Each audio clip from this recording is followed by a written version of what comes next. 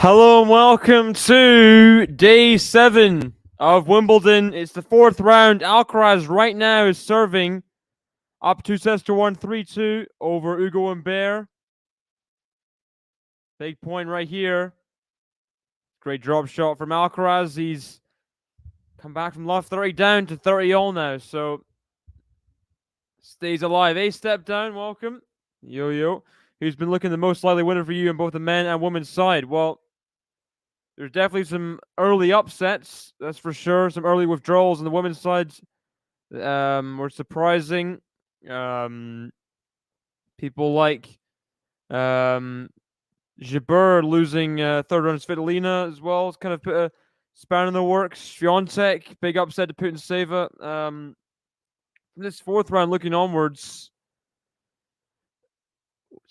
it's tough. I mean, I already have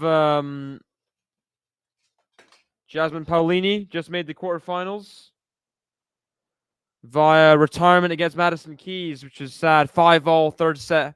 Madison Keys had to retire. I think it really is Raducanu's chance, but it's not a powder puff draw. Kalinskaya, even for Raducanu, is a tough match. Collins, Krashikova there. Putin-Seva, Ostapenko. Putin-Seva played the match of her life against Swiatek, probably. Yeah, that top half is not easy. Even if you say Raducanu's been to Slam finals and won Wimbledon. Gauff's been to Slam final, won US Open. It's not easy for her either, but I think the draw is easier for her to make a final. The draw is easier for Gauff than it is for Raducanu. So that's the women's side. As for the men's side, looks like Ugo Humbert has got back on serve. To his credit, 3-0 in the fourth. Ugo Humbert pulling up some trees. Both guys coming off 5 setters as well. Gotta respect that. They have a loose backhand opening rally at 3-0. He's got to hold serve here. Got to consolidate. Men's side. Sinner's draw is awful. It is awful. Shelton, I mean, he's not consistent on grass. He's not proven himself on grass. He's off 3-5 setters. It could be a nice match for him, but the way Shelton plays, he might not need to exert much energy. He could just kind of go for it, win in straight sets somehow. It's not easy for Sinner. If Zverev comes to that Fritz match, she's going to be favorite to make the final, I think, from the bottom half. That Fritz match is not easy. Fritz is playing well, not dropping serve very often. Hey, Joe. Very surprised by Humbert's low. Humbert's good. Humbert's good.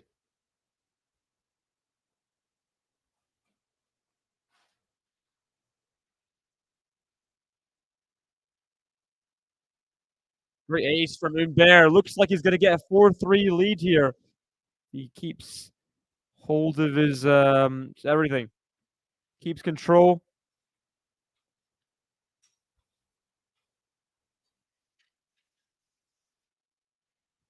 It's unfortunate. No play before half 4 British time. So another 20 minutes for Badosa to serve for the set against Vekic in the second. Down a set. Look at that. Alcaraz can't get a slice back.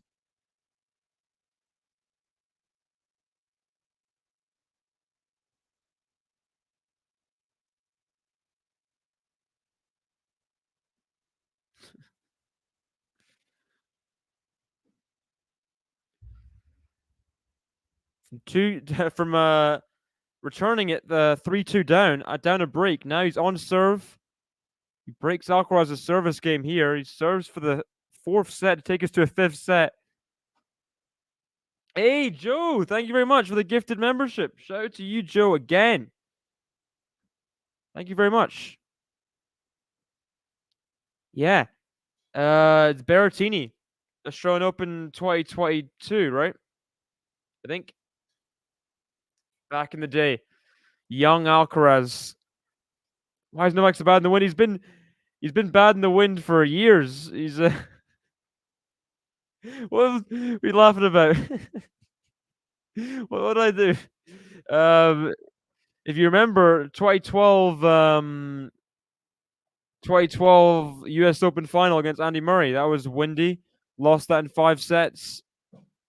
He's just such a timing player that he doesn't really react as much as it's difficult to say.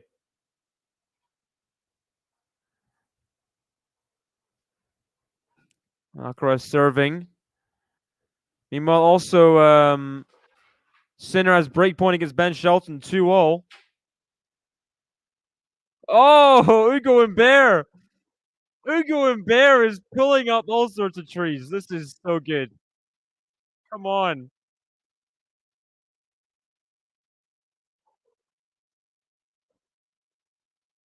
That was so good, that passing shot.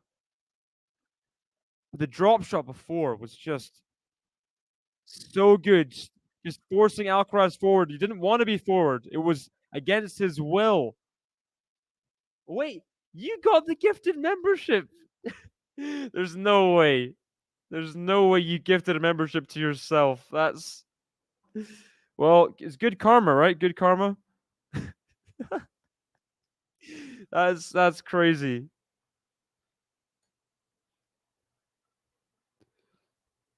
Yeah. Welcome, Sean. Big Michael rigged. Yeah, maybe. Oh my gosh, Hugo and Bear is hitting return winners now. This is getting serious. This guy, what is he doing? Sinner gets the break. What is Hugo and Bear doing at this moment in time? England winning on penalties against Switzerland yesterday.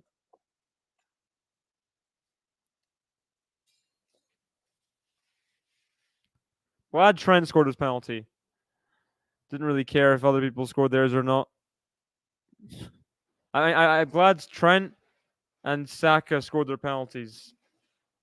If Saka misses penalty, that'd be brutal after the Euros. But oh my gosh, and Alcaraz double faults now. This is very messy. This entire this tournament run-in so far, really. Well, not really. I mean, it was a little bit scrappy first sets of the first and second round, but he got through in straights. But third round against Tiafoe going 5. This match could be going 5 as well. What is going on?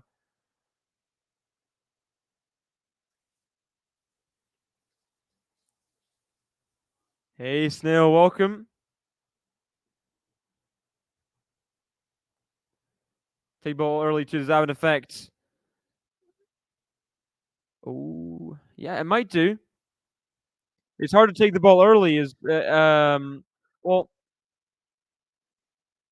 you've got to just adjust. I think it's more difficult for Djokovic to adjust than a lot of other players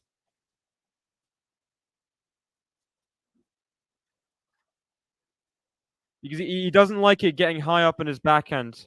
If it's high, like above his shoulders, he doesn't like that contact point at all. Wow. Ace from Alcaraz. That might be it as well. People are just better in the kind of lob and hope kind of game. Hope I've learned my lesson in not doubting Noi. Well, what's the lesson to be learned? I thought it could go 5 against Jacob Fernley. It was close to going 5. It wasn't the most polished performance against Alexei Popper, and either. It's not. You can say whatever you want. It's not been convincing from Djokovic through 3 rounds. It's not been.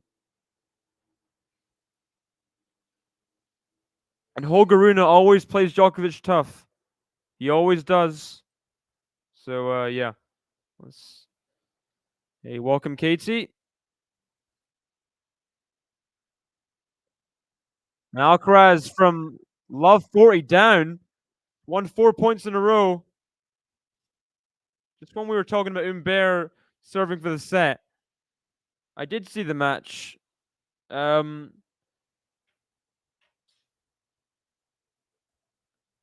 think it was perfectly polished, but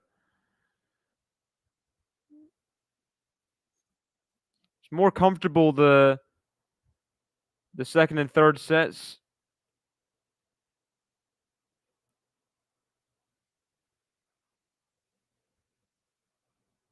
Ooh. Not quite yet for Alcaraz to hold.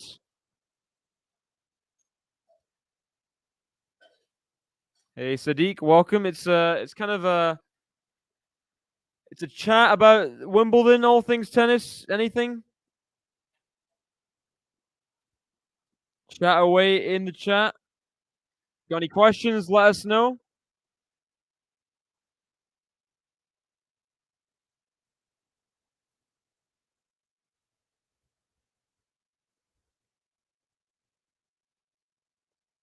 Alcaraz is finding some clutch serves right now. Smiling through the adversity. This would be a big hold. Love 40 down.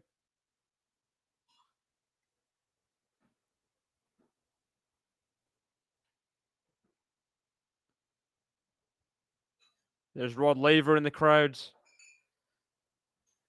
Of course, got the main arena in Melbourne named after him. And Humbert can't break serve. Love 40 up he was. Alcaraz service game. That is going to hurt. And that would have been the chance there. Get into a fifth set. Probably lose it because Alcaraz the fifth set, but that would be the chance to take him to 5. And now, 4-all game here. So much pressure on Hugo Humbert. So much pressure. The serve was good. Serve was good. Did I break to win? Alcaraz in 4. Sinner. Oh. Sinner in 4. Sinner in 4.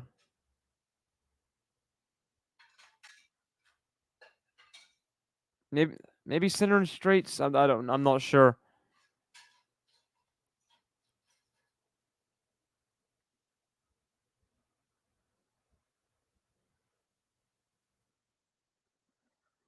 And Bear trying to sneak forward. It's not going to work.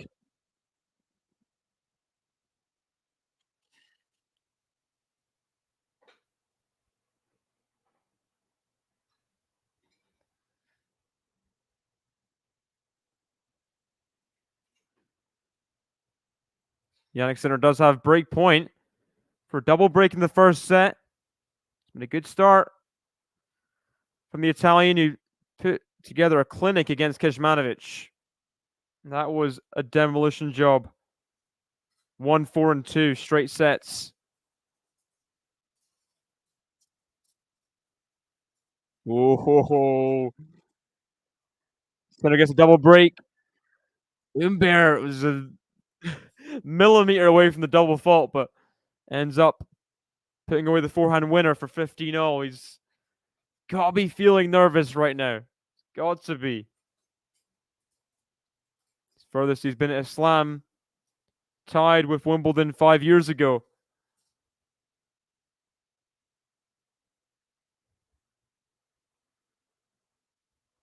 Got to find some nerveless play from somewhere.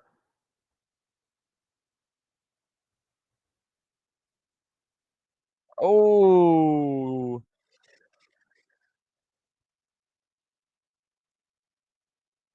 Did well touch-wise there, Humbert.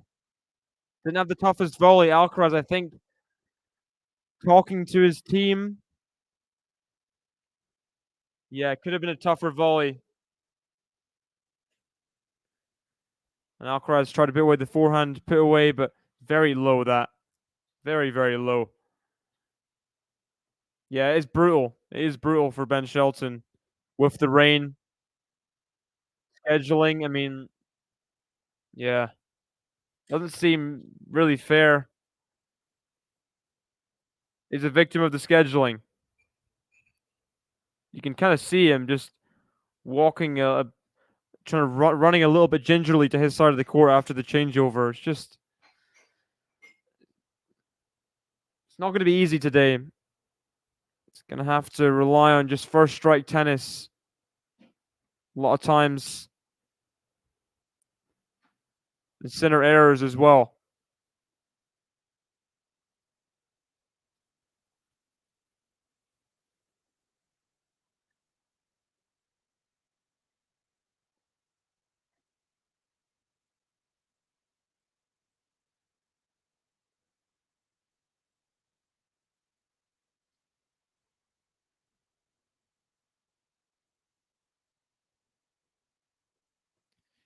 One more game point for Humbert. Sinner 2 points away from the first set against Ben Shelton.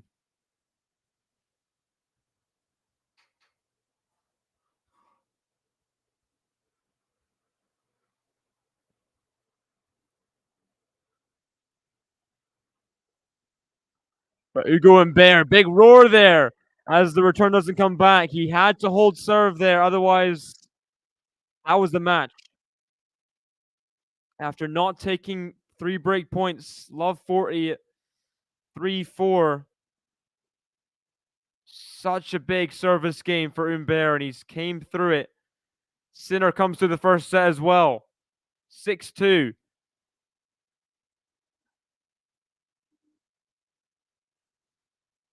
Could be brutal. Could be brutal, that match. Unless Shelton can really find some firepower. First few shots, he just can't get into rallies. I can't see rallies being successful for Shelton. Yeah, deadly.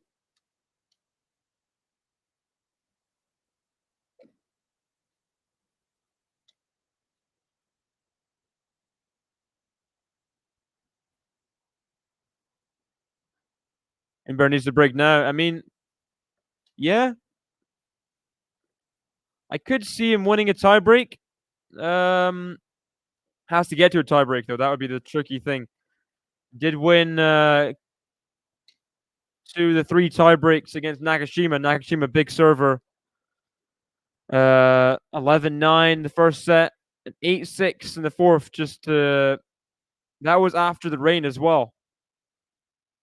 The next day to make sure he got the match won and didn't have to go to 5. That was clutch. The first set against Bodø Van Zandsholt was clutch for Humbert. 11-9. Van Zandsholt had a whole host of set points. And Humbert managed to just kind of kill his hope with that first set. 1 in straights after that. Has lost tiebreaks in the championships. 1 to Shevchenko, 1 to Nakashima. Alcaraz has not lost any of the 3.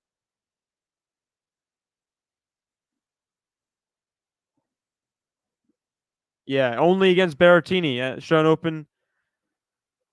It's been a long, long time. That wasn't when he was it wasn't when he was good as well. He was good, but he wasn't that wasn't the Madrid Alcaraz or that was just January 2022. So it's crazy. That's the only time he's faltered in a 5-set match.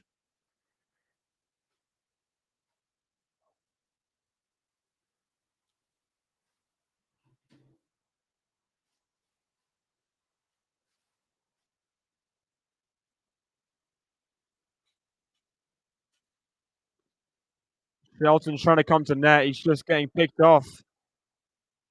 Oh, Alcaraz. Banana forehand winner. Okay. Okay, Alcaraz. That's when Humbert won the last point. Alcaraz just gets under that so well. Humbert can just applaud. Sinner has 2 break points first game of the second set. Ooh, as Humbert misses, we go 5-0 in the fourth set. Humbert can't break that game.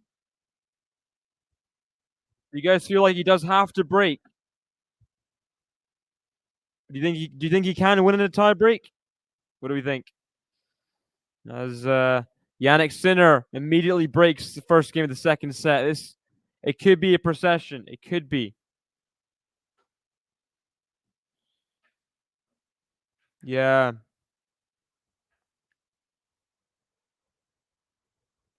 Well, he could have had Griekspoor third round. He's struggled against Griekspoor in the past on grass.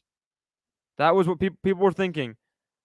Hanfman, Berrettini, Griekspoor,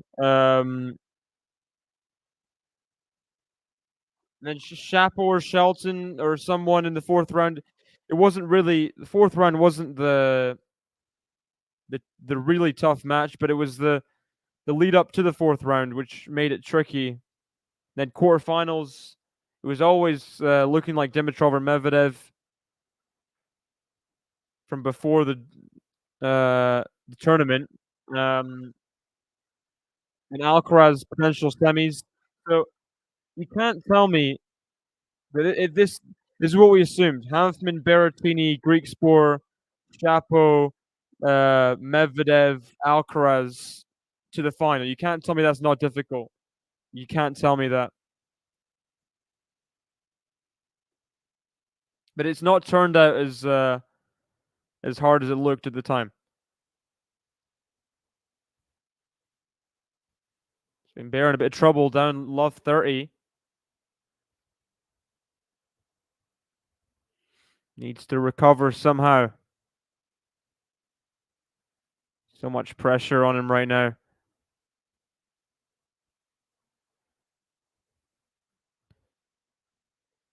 Takes a lot to take Alcaraz to 5.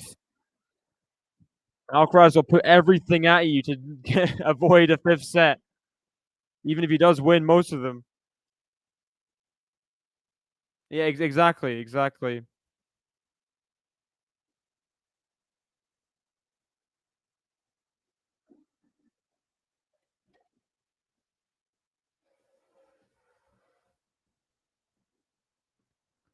How far does Emma get at Wimbledon? That's the question. You hope that with the stiff wrist made her withdraw from the mixed doubles is not too serious. You hope it's precautionary. Humbert misses it overhead. That's going to be painful. That could be costly. Seriously costly.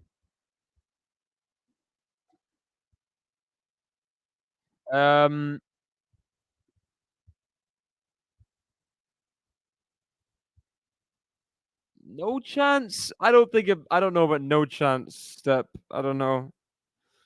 That's a harsh statement to make about Medvedev.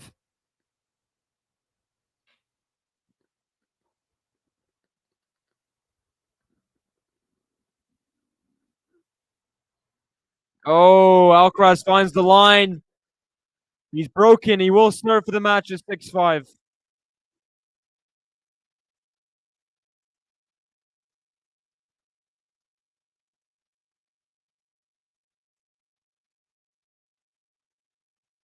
Welcome, Ghost. Yeah, he has had a pretty easy run. I think Elise Mertens is not to be sniffed at, but I understand the kind of coming into it. She had physical issues before. Lucky loser first round instead of Alexandrova was already kind of a tell. Sakari at Wimbledon is not a seed. She has to beat people. He's not dropped a set. Very lucky that Zhang didn't show up for the first round against her opponent in the fourth rounds. Pressure's on Raducanu. I mean, he's got to win the fourth round. I mean, it's opponent out of the top hundreds qualifier. I think she could realistically make the semis. Just takes like one decent win against Badosa Vekic. It's been a very nice draw for Raducanu. Let's not mince words here. It has been a very, very nice draw. She's got to take advantage of it. If she does take advantage of it, gets to at least this quarterfinals, fair enough. Fair enough. I agree with you. It's been a very easy draw.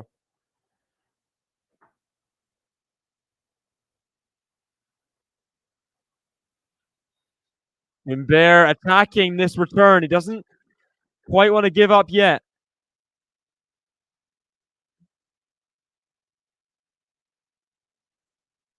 The crowd getting behind him. They want to see a fifth set. Fair enough. Got the crowd pretty pro Alcaraz, but a lot of them interested in seeing a competition here. Love to see it. I think Anthony's going to join pretty soon as well. Stay tuned for that.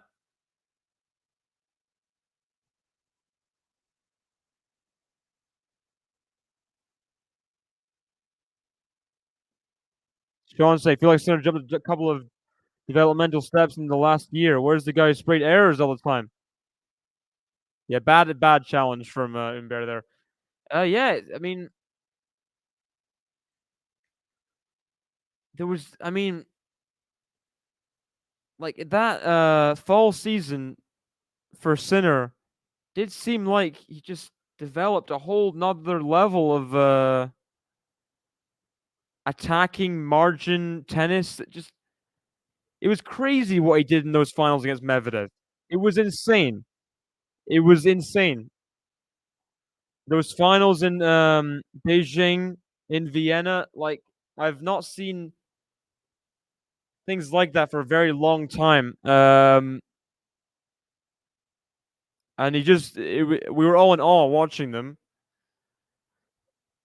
Yeah, I agree with you. It's definitely has rocketed. Oh, drop shot. Oh, wow.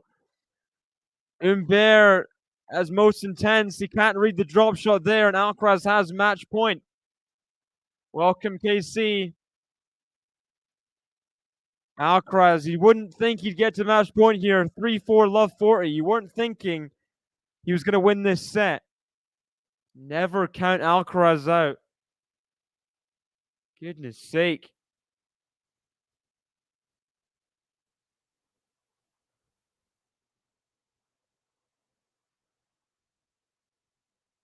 To win in 4. Wow, unreturned serve on match point. That's clutch from Alcaraz. This match could have easily gone to 5. He's kind of ironed it out after the blip. The set and a half. 3-4, love 40 it was. And he's in the quarterfinals. The defending champion. Last 2 matches, not always had it his own way, but this time can breathe a bit of a sigh of relief. Wins in 4. 3-4, love 40 down he was in this 4th set. Found a way to hold. Very, very impressive.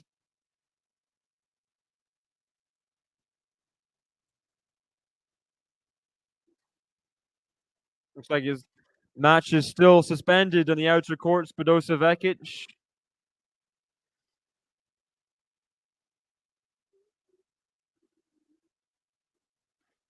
the next match on center? Raducanu. Raducanu next on center court. And then Gauff, Navarro.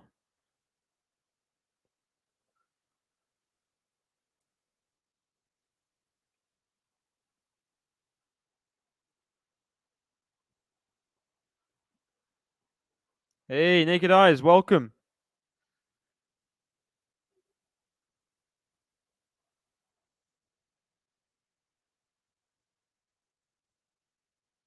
Oh, it's just nothing going for Shelton. He got a net cord there prior to Udinad, but Sinner just dunked it, bunted it more like right into the corner back again. Feels like no dramas thus far.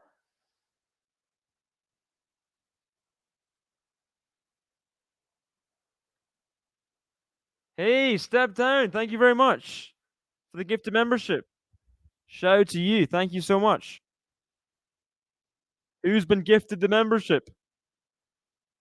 Let me have a look.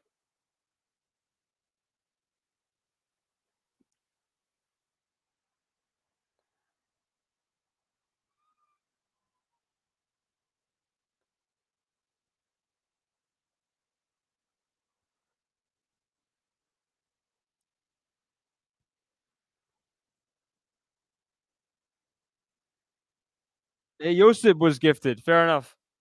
Hey, Josip, if you're in the chat, hey JP.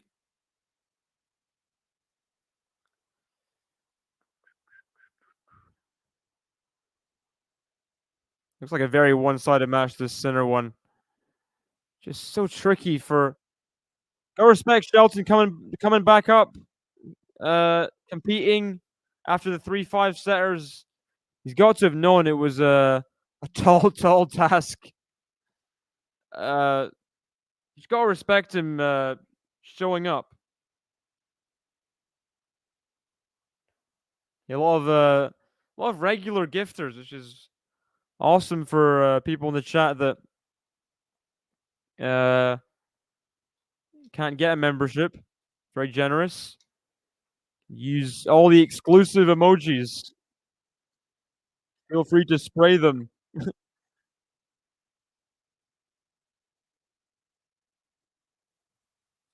Center holds for 3-1. Pretty one-sided this right now. Pretty one-sided.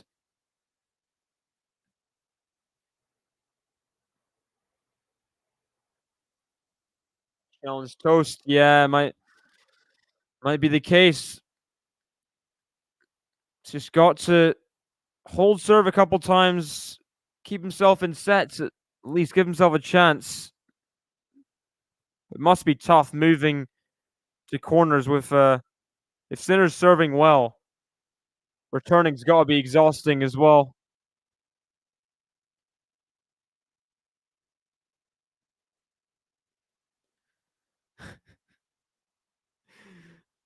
My voice is not there today, Step. I'm sorry.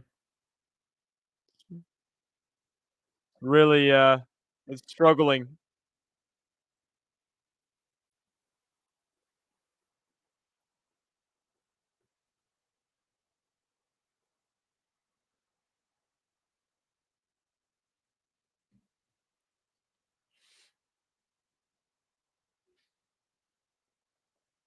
A couple points for Shelton. Sinner trying to go full attacking this game. He missed a couple returns, but does well building in that point for 30-15.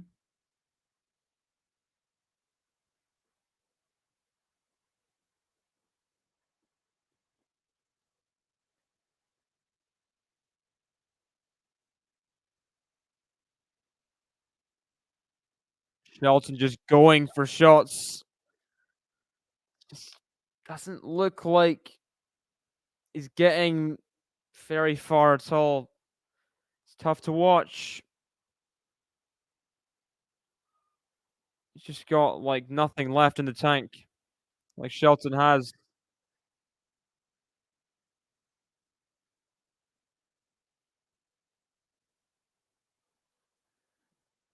Any updates on Badosa match resuming? Have a look. I think it's still quite a while. Oh, then did the cover off. Shelton holds serve.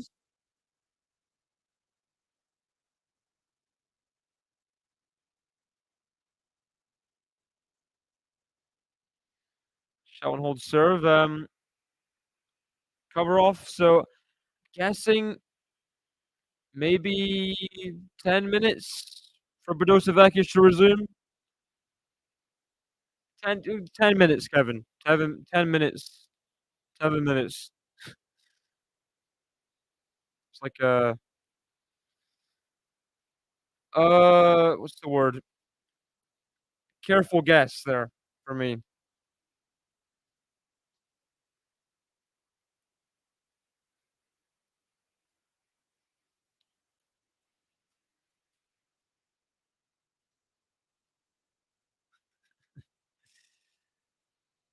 Guys, watch any of the Euros yesterday? England winning on penalties. Um, Netherlands beating Turkey for a couple of goals in the 70s minutes. So that's going to be a good match. Netherlands England in the semi-final. I don't think I've seen many. Have there been many Netherlands England matches in in um in I don't even in tournaments? I don't even remember. Anyway, I think we have a special guest coming up soon.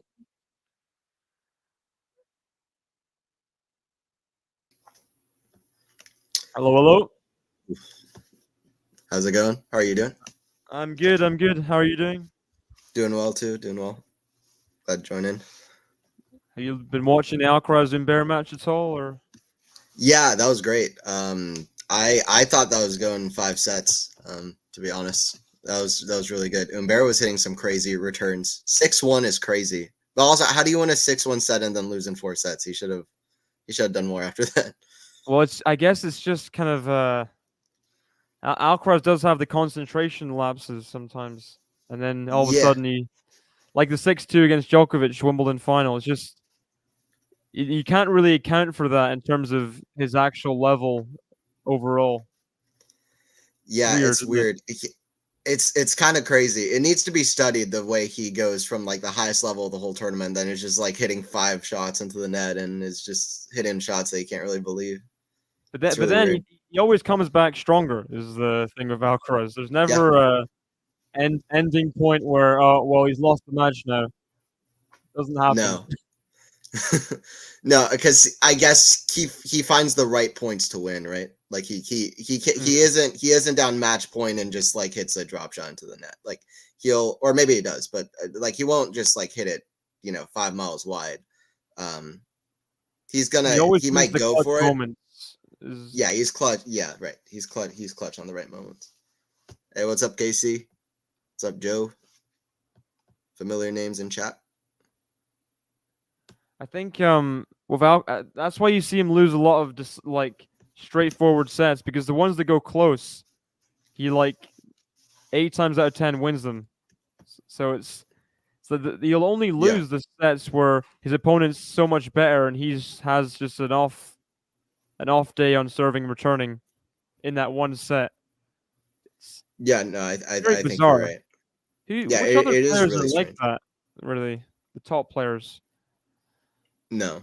Yeah, Alcaraz is definitely an odd case, and his peak is so high, but he does play weird sets like that where it just, I don't know, he loses his rhythm and he starts playing really strange. But He's anyway, point away really from, I think, losing the fourth set, 3-4 love 40.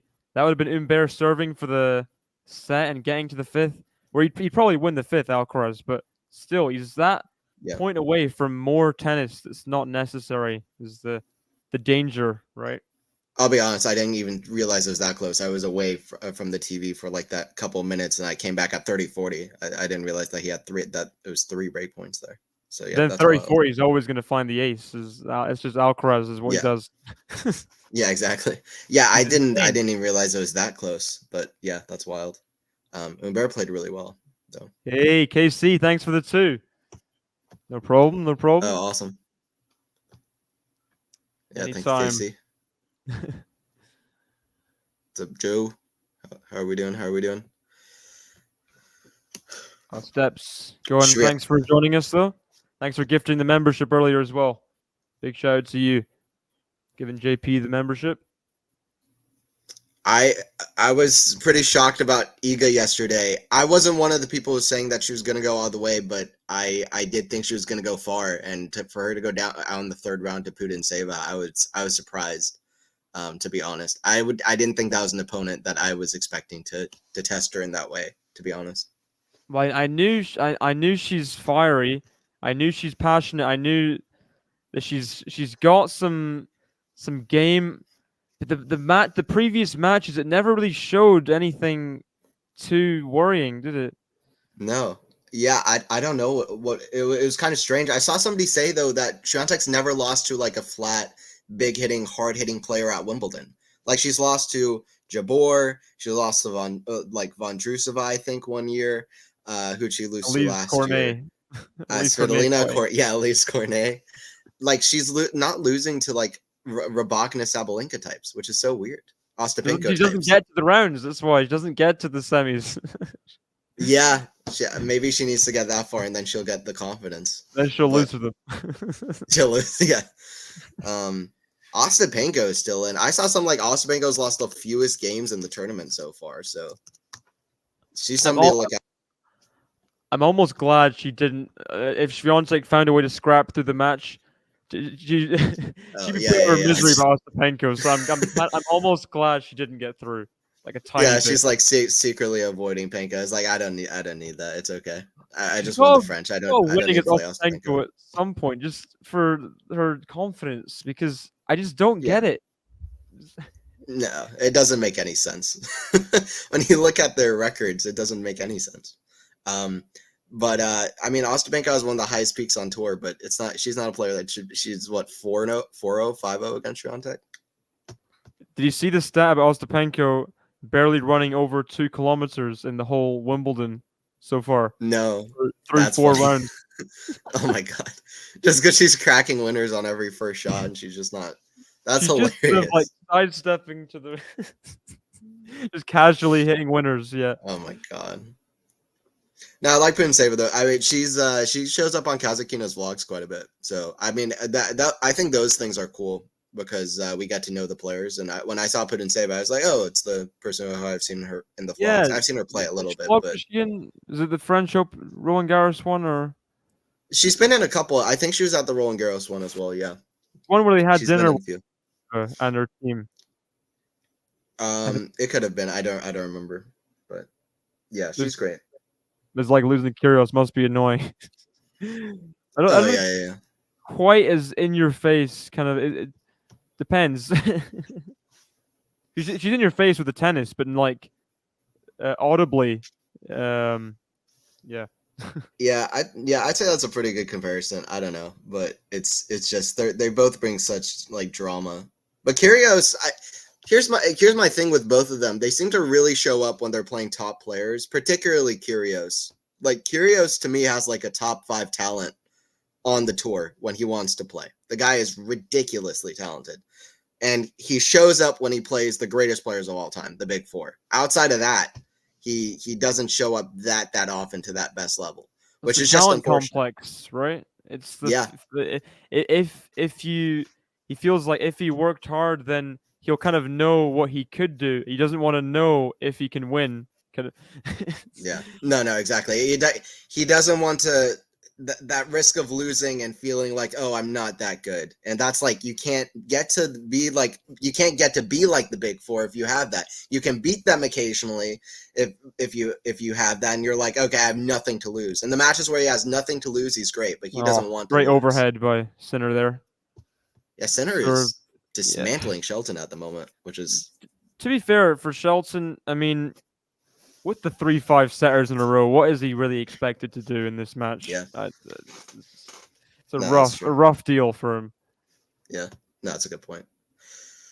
A good, I guess, a good result for Shelton anyway to get a 4th round on grass. I think he lost first round last year, which is passable because he's barely played on grass. It's all we're also still playing on a tour where there's no grass masters, so they don't get that much practice on grass, especially at this high of a level.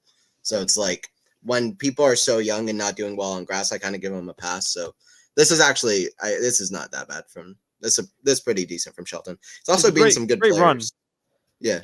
I mean, both Harris and Shapovalov were unseeded, but those are both good wins. Like they were both coming in with a lot of confidence. Harris is out-serving Shelton by a lot as well, but Shelton was big in the big moments. I think that's just Shelton kind of in a nutshell with the college tennis, with the kind of the brash, powerful attitude he has, which is kind of it's interesting because he's so loud on court, but he's so nice off court. It's kind of it's a showman kind of thing, right? It's like a wrestler. Yeah, it brings crowds in. I tend to like people who do that, even if I don't like them. I like that there are people like that in different personalities because we need that in tennis.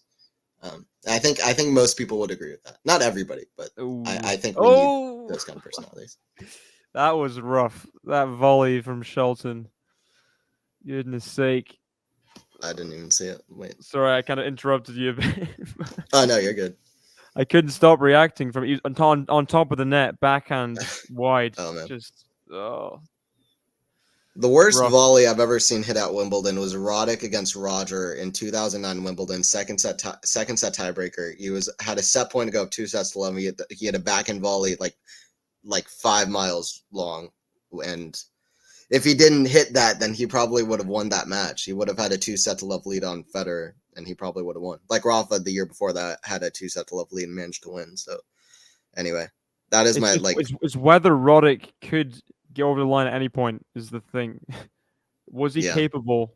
Partly that, but yeah, I mean, it was all nerves in that volley. You hit your worst shots sometimes at the moments where it counts the most, which is unfortunate. It would be nice. It would be nice if you could play every point as if it's not an important point, but that's just not human nature, is it? Like everyone's bound to get a little nervous. It's tennis is rough. Djokovic does that, but everyone else kind of hasn't figured out the formula. Yeah, no. Djokovic is a robot, I think. The guy is, he is so clutch in every moment.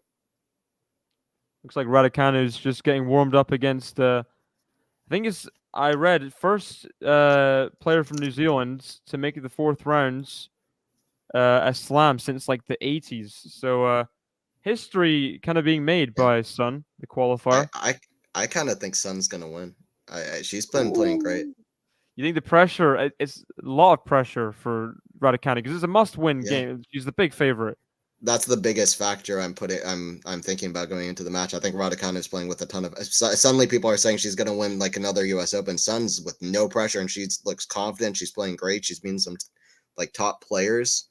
And Raducanu has the wrist problem. I kind of think Sun's gonna win. I don't think rational people. Some people, sensational Brits, might say that. The rational people are kind of saying semifinals and see what happens, or quarters which is semis. Yeah, because I hope for that, to be honest. Doesn't have to play a seed at this point. If she wins the 4th round of quarterfinals, doesn't have to play a seed till the semis after. Sakura was a 9 seed, but that would be the only seed up to the semis. So. It's such a big opportunity. Is that too big of an opportunity, like you're saying? Yeah, exactly. I guess we'll see. And what's the other one? There's another Medvedev versus Dimitrov is on later. Gauff versus Navarro. Like these are really good matches, I think. Medvedev's been a bit scrappy, hasn't he? Yeah, a bit scrappy. They also why are Medvedev and Dimitrov always in like the same section of the draw? It makes I always see them together now, and I'm having to decide who's gonna beat who. I feel like every tournament. It's not only them; it's Sinner, Dimitrov, and Medvedev. I feel it's Sinner, Dimitrov, and Roland Garros as well. Yeah, yeah, and Sinner and Medvedev played like what 10 times last year. It's rough. Yeah, They don't the want to play each draws other are. at this point. I don't think. I'll tell you what else it is on the. It's the same on the women's side, but with Ostapenko, Gauff, and Swiatek. Every draw, the same thing. Just those those three players in the same section. It's just so much hoping Ostapenko loses early for Swiatek to have a chance. That's the kind of that's the mindset Yeah, for Swiatek, right? it's wild. Emma has been practicing with Brody, who is a lefty. Okay, nice.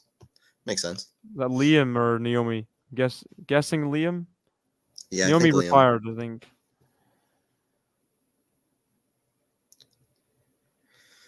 Just showing off my knowledge of random British tennis players. Yeah, I was gonna say I don't really. I think I've heard the name, but I don't know. I don't Most know random who that people you'll hear. I think Raducanu seems in good spirits. Maybe it's a nervous smile. She's got to just enjoy it, right? She's got to enjoy it. Oh yeah, that's what she said actually in the last match. She was like, "I'm just happy to be here. I was enjoying myself." And honestly, that's how it's kind of. I'm assuming it's hard to enjoy yourself when you're playing at like in front of such a big crowd with all the pressure, but that's her key. That's her key is if she can just enjoy herself. It's not really out of nowhere though. The fourth round, like because of the semi-final in Nottingham, like she was playing pretty decent stuff. Kind of let that third set against Katie Bolter go. But I mean, with the draw was always nice after Alexandrova withdrew. There was always Yeah, this opportunity in my eyes, anyway. yeah, I'd even put it back to Billie Jean King Cup. At least she's been playing better than she was for a long time with like lack of consistency, bad shot selection, and just having different physical issues, not getting it done in the big moments. She'd play a lot of long matches, but not really figure out ways to win them. She's been doing better in all of those regards, and yeah, she just looks happier. She just looks more loose, which is the big thing. And yeah, as soon as Alexandrova pulled out, it was like there's going to be a first-time major Wimbledon semifinalist on the bottom half. So yeah, the draw was open for everybody. And Well, when Pliskova lost as well, Pliskova yes, and yeah.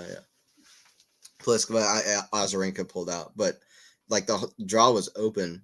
And yeah, there's the Raducanu with a set double for fault. Sinner. So love 40 to start out for Raducanu. It's Sinner's up 2-0. All right. Love 40. Good for Wow. Yannick. Yeah, not a great start here. Yeah, I mean, go grass. ahead. I mean, grass could be. It's not clay, is it? Where there's loads of breaks. This could be a just painful start if she's not careful. Yeah. For sure. He's got a second serve here. Just about. I also hope she's healthy, with the wrist. I hope this isn't a mid-match retirement. I hope that she can play this. Yeah, she withdraw against Tomjanovic last fourth rounds of Wimbledon? Raducanu played. Was it? It could have been. I swear I it do was nerves or something. Oh yeah, that's right. Yeah, that was right after that was right before her U.S. Open when she was having like anxiety, breathing issues, had to retire. But yeah, that was like her first Grand Slam ever, and then that she won the U.S. Open. Ivan Drusova, that win's aged well, isn't it? Yeah, that's crazy. Yeah, a Wimbledon champ. Not a bad win there for like her first ever Grand Slam main draw. First Grand Slam main draw beats a Wimbledon champion. I mean, in hindsight, a Wimbledon champion, and then her first U.S. Open ever, she wins the tournament. That's insane. Welcome, Jera. By the way, you're not the odd one out. Medvedev, Dimitrov, even on grass, I think it should be good. I mean, I was expecting a big match from Sinner Dimitrov, but maybe with Medvedev being scrappy, Dimitrov, it could go 5. What do you think? Yeah, I fully agree. I think that Medvedev could even win it. I've got my eye on Dimitrov because maybe he's even favorite. Yeah, that's the thing. Dimitrov might be the favorite, but Medvedev, that might be good for Medvedev in some way, because like if he's the favorite on grass, then you're like, he's kind of in a weird position. I think Medvedev knows he's not really the favorite, so that might be good for him to not have that pressure.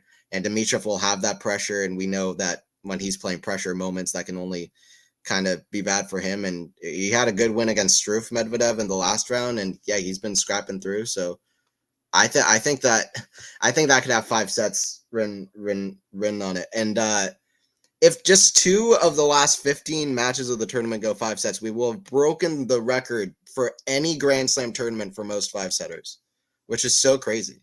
We could just obliterate that record. We've had so many long matches. It doesn't seem like it's the early rounds. If you just get loads of 5-setters or first 2 rounds, then all of a sudden you're there. You're almost at the kind of record-breaking territory, right? Yeah. Yeah, well, it's the second round, I think. Like the first round, we've had actually, if you look through like the last decade or so, we've had similar first rounds where there's been a lot of 5-setters, even this year's Australian Open. But the second round really stood out to me. We had like 12, 13, 14 5-set matches, which means that a lot of people who played 5 sets in the first round also played 5 sets in the second round, which is not usually the case because you get tired, et cetera, and you don't feel like playing 5 sets. It doesn't go 5 sets. But like Shelton, for example, he played 3 5-setters in a row, which kind of makes sense on grass where we have quicker matches that people will have the stamina to do that. But technology as well, just recovery. It is less likely to happen in the 90s that there'd be a 5-set record, especially with the old rules. Old rules, kind of. For sure. Yeah. You're not playing back-to-back 12 ends in the 5th set, are you? No. Yeah, exactly. Yeah. If you're going 16, 14, well, especially before the open era or whatever, you had like 16, 14 every single set. You had extended sets like every set. It was crazy. There are no tie breaks. I can't even imagine a world without tie breaks. I mean, there's tennis purism, and then there's just I don't know. You're going too far there. Yeah, probably. Listen, it's the way it's always been done. We got to go 10-8, 8-12 every set, 70-68. I do like the extended sets, but it can't be every set. No. Minor renewing her the membership, saying David Anthony together. I won the lottery without entering it. Well, thank you. Yeah, thanks. Appreciate you stopping by. Shaky start from Emma, yeah. Maybe it's what she needs to just bounce right back and pressure off her. Maybe. Yeah.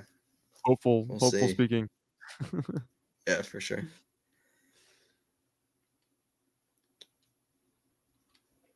Hold to start for Shelton. That's something to build off of. The second set was closer. He held 4 of his 5 service games, right?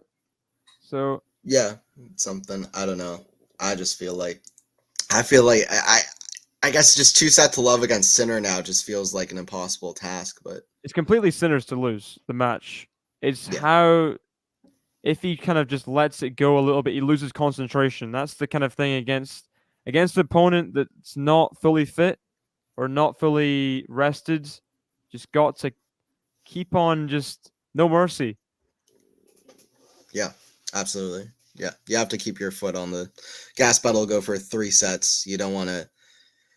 I mean, the end result is the same anyway. It's a win or a loss, but you want it to be 3 sets. You don't want to go 4 sets, especially if you're looking to win the whole tournament. Because Sinner seems to be the favorite at this point. Although I guess it's a bit of an argument between Alcaraz, Djokovic, Sinner, but Sinner's definitely one of the favorites. So he doesn't want to go long here. After the first couple rounds as well, he just wants to kind of realign himself with the finish line, just getting there. Straight sets, boom, boom, boom. Especially with Medvedev or Dimitrov coming up. I mean, those guys can run. They can make you run, angles, everything. You want all your energy for that. With rain, absolutely, being a possibility. I guess center court doesn't really matter for rain anymore, but for sure. But also, what do you think of Raducanu winning 6-0, 6-1 versus Wozniacki? That level was unbelievable from Raducanu. I'm kind of happy about my pick now for Just Raducanu, wish to be Layla honest. beat But Wozniacki before. yeah, that's true too. Yeah, it would have been a better match there I with think it Layla. would have been because Wozniacki, she's never been great at Wimbledon. That's why I didn't have her. I don't think I had her getting through. Um, either I don't think I had her getting through the first round. I thought Alicia Parks would get her in the first round, but it kind of shocked me a bit. Yeah, I mean Layla just got to a final, so I wasn't shocked by the Parks win, but I did I was hoping for a deeper run from Layla, to be honest here. Parks did win it's like only one WTA like challenger 125. She won in Italy and she won it. So I was expecting bigger things, but she got Okay. bageled by Wozniacki, which was rough. Yeah, I saw that. That was wild. Also, she won like 3 qualifying matches without like losing like 3 games a match or something. She surely there's like So 9-match winning streak or something to yeah, that point. yeah. Breakpoint Wozniacki. Shelton. Oh, is it? Yeah. Now it's 2-0 for Sun. Raducanu saved one of those game points with a drop shot return or serve, but Sun is now 2-0 up. What do you think of Putinseva's drop shot returns? They were savage. Yeah, that was wild.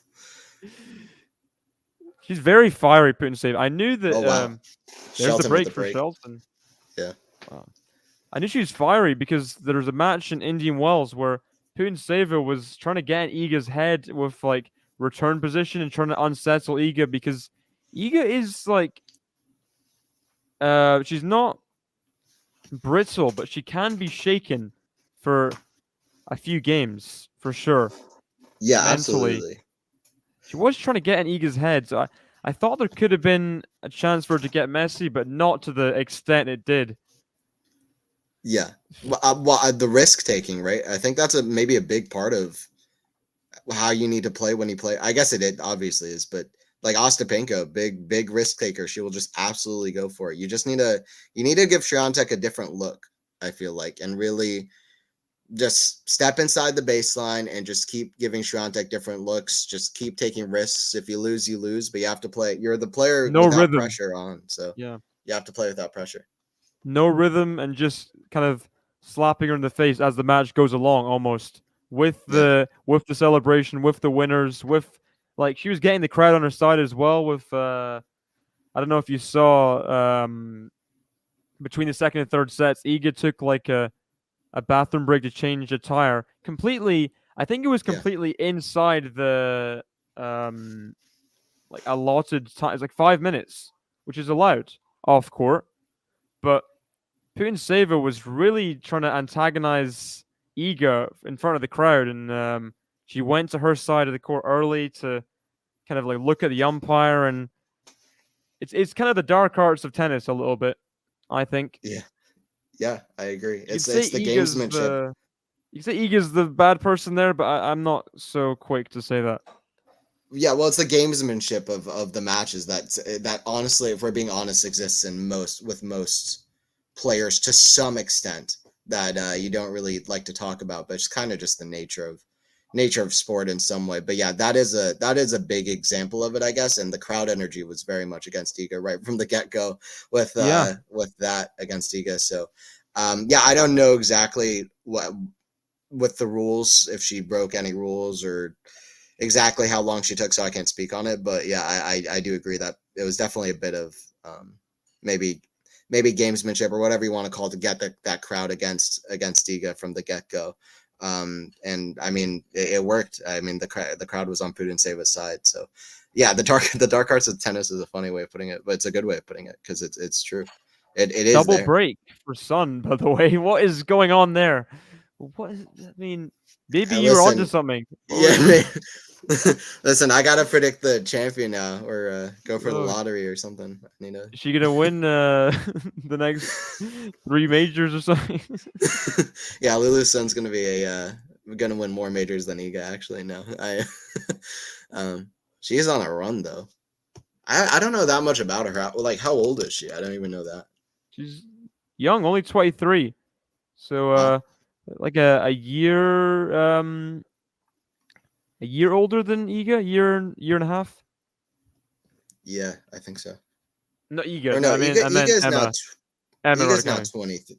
Oh, then Emma. Yeah, yeah, yeah. Yeah. Yeah, that's I think so. Yeah, wow. Career high ranking of number 123 in the world. Now she's doing this. That's Out of crazy. nowhere. Yeah, that's truly out of nowhere. It's her She won an second slam ever. Yeah, she won an ITF in May. That's it. W100. I mean, that's it. First run in Australia. I don't know if she got a wild card because she's Kiwi. She might have got a wild card. No, qualified for Australia. But I mean, second slam making the fourth round is very impressive stuff. Had to Yeah. beat Zhang first round as well. I'll tell you what it is. It's the passing of the torch from Raducanu to Lulu Sun to say, hey, now you go on the crazy run. Out of Fourth round nowhere. at Wimbledon, and now the final in W125 in Chicago, and then winning U.S. Open. That's the route. Yeah. That's crazy. No, it's perfect too. I mean, yeah. I don't know. Raducanu, I don't know. Raducanu just doesn't really look quite like herself either. But Got I don't know. to It's find hard to something say. quickly. Yeah, it's hard to say how much the wrist may or may not be affecting her, but Sinner down a break. Oh, Shelton's on the ground here. Is he okay? yeah, he's back up. I think he's fine. There's so many slips and falls on. I love grass. That's the one thing that is not ideal, but it's just part of it. You have to Yeah, wrong make sure footed that you're being there. careful. Yeah, you have to make sure you're being careful with your footing because it's going to be slippery. You just have to make sure that you fall the right way. Badosa, after the big rain delay, did finally serve out the second set, and now back on serve in the third, 1-2 against Vekic. Wow. I picked Vekic to the semis, so I think Badosa, I'm kind of former Wimbledon junior titleist, I think. it could be.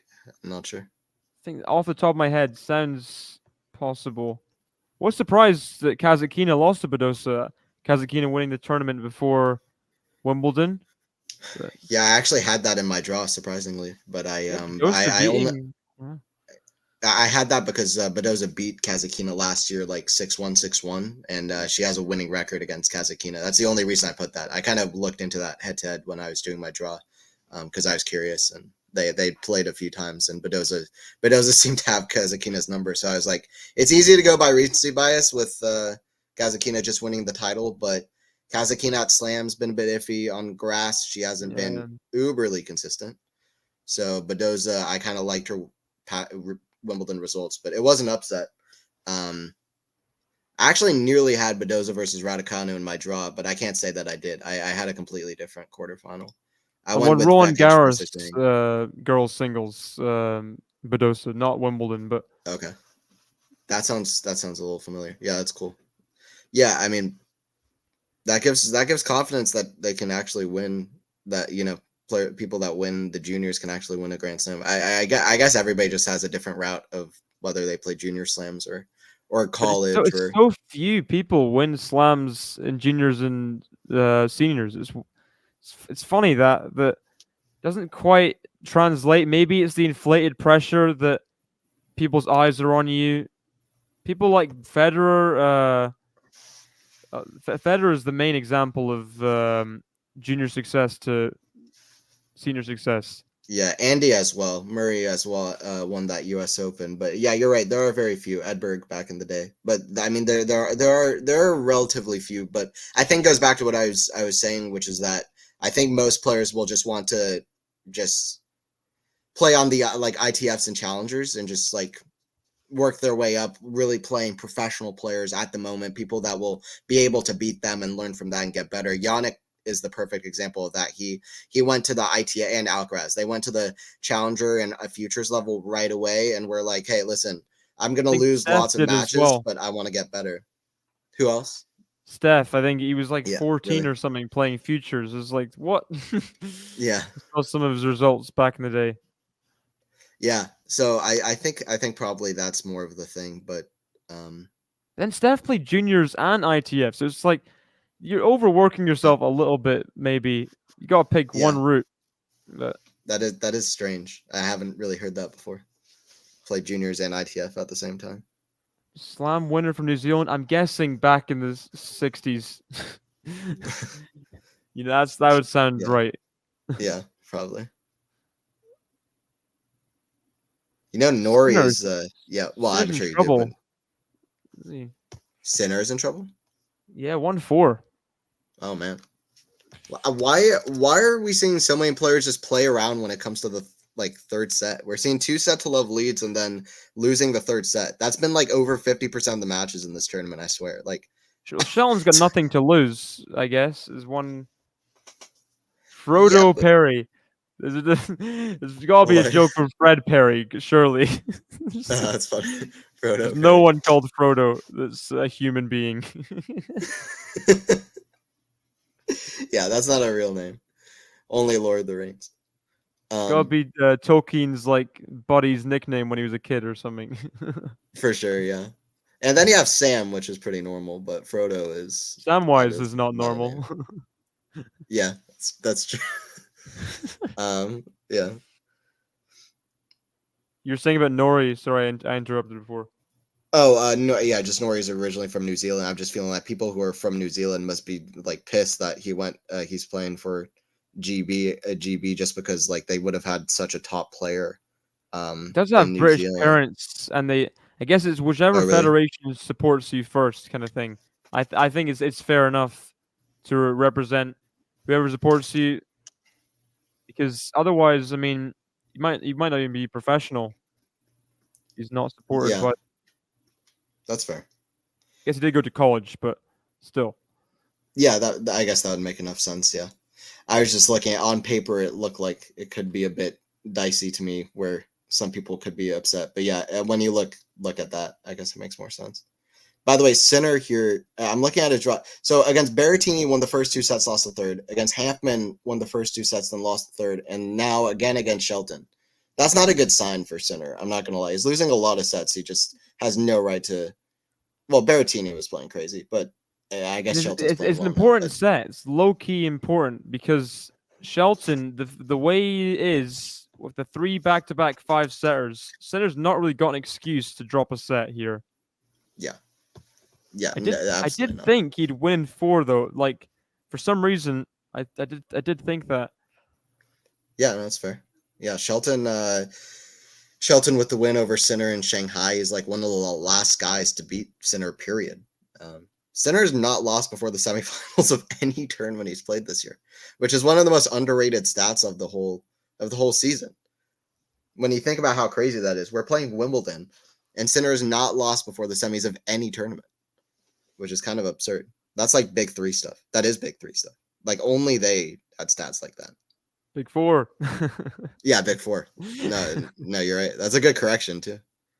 I mean, it's a few years, right? A few years of Andy Yeah. Murray getting to semis of most tournaments, but wasn't as long as the No, bigger 3. but 2008 to 2016, yeah, he was up there, always getting there to the semis, at least the quarters, but usually the semis, final, I wasn't and watching the. Were you winning. watching the doubles match? Oh gosh, Sinner, what has he done there? Oh my god, jumped up, completely missed it. So you're trying to go Monfils there, just Yeah, falls in his face a little bit. we got air center might not be a thing. Were you I don't watching know. the doubles Murray brothers match at all, or?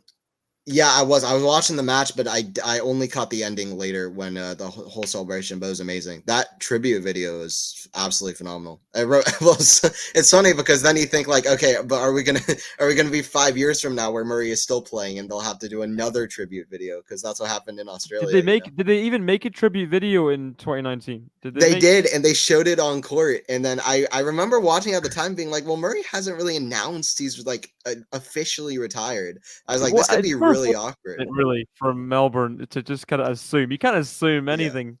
Got to hear It's the final almost word. almost willing Andy to like retire. Like, no, we want to see this man keep playing. Like, what is this? Why are you doing a tribute? But this one was even way better than that. I'll be honest, this was one of the best tribute videos I've seen to any player. I thought it was awesome. With the Radiohead song in the back too, and all the clips, all the players that did Venus, Roger. It was awesome. I love that tribute video, and just the moments on court, Andy just looking really emotional too. Even when he was off court, the whole thing was perfect. I didn't watch it live. I was Same. Yeah. I watched some of the final, but I didn't catch the ends with sound. But I watched it back yesterday, and it was I was kind of watching it with sound and the Swiatek match without sound to just kind of have something else to watch to just keep myself sane. But then I was kind of crying at both results at the same time. Not quite You're crying, like, oh. but just taking Yeah, it's over. funny. You're like going to the Murray celebration and give yourself peace. And you're like, oh no, Iga, and you're like, no, Andy, no. Every question of Stu Barker hits like a bullet. It's just awful. Oh, it was it was a tough watch. No, dude, I am a huge Andy Murray fan. The fact that I'm still just so grateful I got a retweet before he puts down the racket, probably at the Olympics. That's still crazy to me that he saw something that I tweeted and decided to retweet that last year. But I've been a fan of him since like 2008. The first match I ever watched was Murray, so I have it was emotional to me. I was happy I didn't watch it live because it would be too much. I saw Federer's retirement live. That's the only retirement I ever want to see live again. I'm good. I didn't see Federer's live either. Really? I'm like 0-2 on Big Four seeing them live retire. I did watch I did watch his last like singles match, but everyone watched the last singles match. But how emotional are you like waiting for them to get before you finally watch one? Like the next, you needed to be really crazy. Well, it is tough, kind of keeping like committed watching the doubles. It's like, especially when it's a foregone conclusion almost. It's like, okay, Andy's gonna lose this. It's just you don't want to watch the doubles to then get to the painful like cream at the bottom. Yeah, exactly. Yeah, I had family plans. It wasn't like a thing where I was like, I absolutely need to watch this. For the Federer retirement, personally, I wasn't going to miss it for the world because I tuned into every single Roger Federer match for more than a decade. And I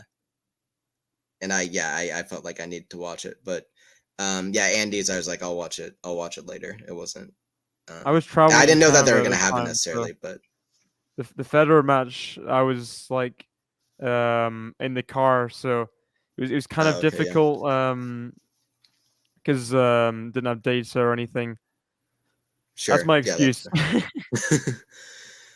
Yeah, both were very, very emotional. Yeah, when Rafa puts it down, it's going to be like crazy because Rafa in particular, there were so many times where you were worried that his career might be over. So.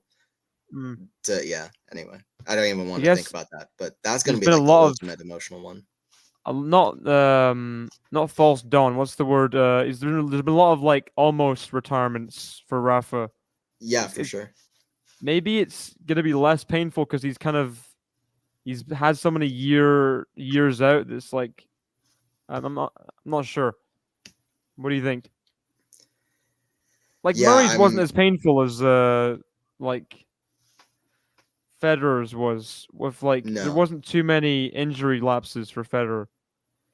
Yeah, but my whole Federer's was emotional to me because I wasn't even thinking about the fact that he was going to retire. Like that might sound crazy because the guy was like 41, but I wasn't even thinking like, oh, he's going to announce a retirement soon. I was thinking, oh, he's coming back again because he seems to always have come back. And he didn't mention a single time, like for like a year straight. He wasn't on social media. He wasn't saying like, oh, I'm struggling or anything like that. It was just, and then it was Basel.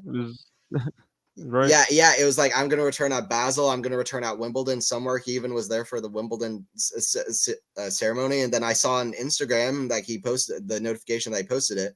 And then, all of a sudden 9 days away, he's going to retire. So it was the immediacy of it and the fact that it was so soon and almost abrupt made it sad. Murray's, I mean, I've been preparing myself mentally for like 5 years now. And he's not quite retired yet. Hopefully, he should still play the Olympics. But Sinner almost Murray's sadder. breaking his racket there. That's You don't better. see Sinner get that angry. He was like almost pulling it apart a little bit. He's got back on serve, but it's still not very comfortable this set, is it?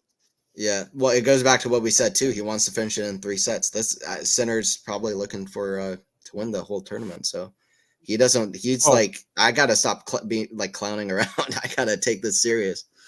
He wants to win in straights, so it's harder to win in straights, probably. Yeah, you can't think about winning in straights. You gotta just do it. Exactly. You can't think about it too much. Don't jinx yourself. Yeah. I gotta get this in 3. I gotta get this in 3. I gotta get this in 3. Mm-hmm. Dude, that's what I was doing in my match yesterday. Actually, I was like, I gotta win, and then I nerved myself out and I lost. So you can't do that. You can't overthink it. You just gotta play. You just gotta play. It's gotta be positive thoughts, but like not result-based thoughts. Positive thoughts, I think. Which is so hard to do. It's so difficult. You know? Yeah, but it's what you gotta do. But it's so hard. Second serve in. Just running through my head over and over. Yeah. Just keep it in. Keep it in. Right in the middle of the box. Just anything. Yeah. Absolutely. Play solid. Play consistent.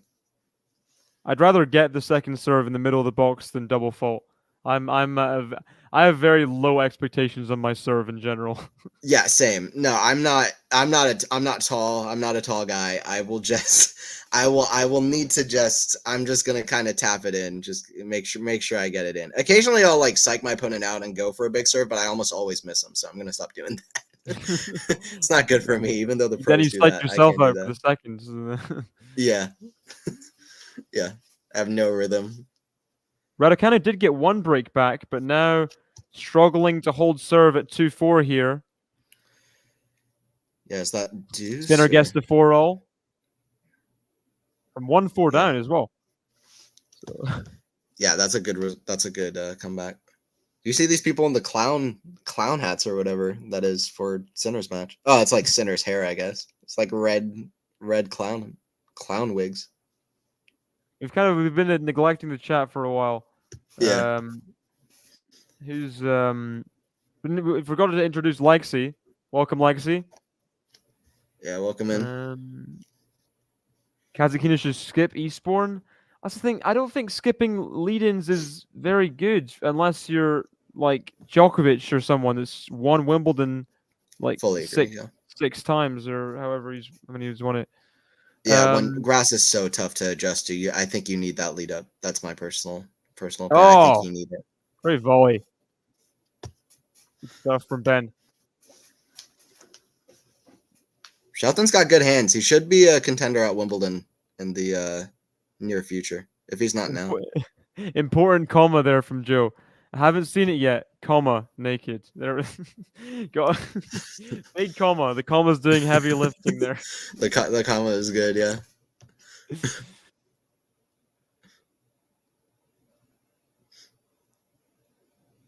Ooh, Shelton, big second serve. Almost hit Sinner there. Crowd booing there. I mean, that's a good strategy. It's one way to win. You're allowed to hit a big second serve. That's what I mean. 135 is a bit pushing it. Yeah. Let me try to break the serve speed record with my second serve real quick. Let me just forget the match is happening. Roundage time. Yeah.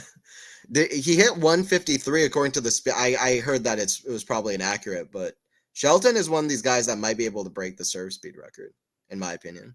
He's definitely, I mean, the way he's going, he's only getting faster with the serve. But it's like once or twice a tournament kind of thing in the 140s or 150s. Yeah, I agree.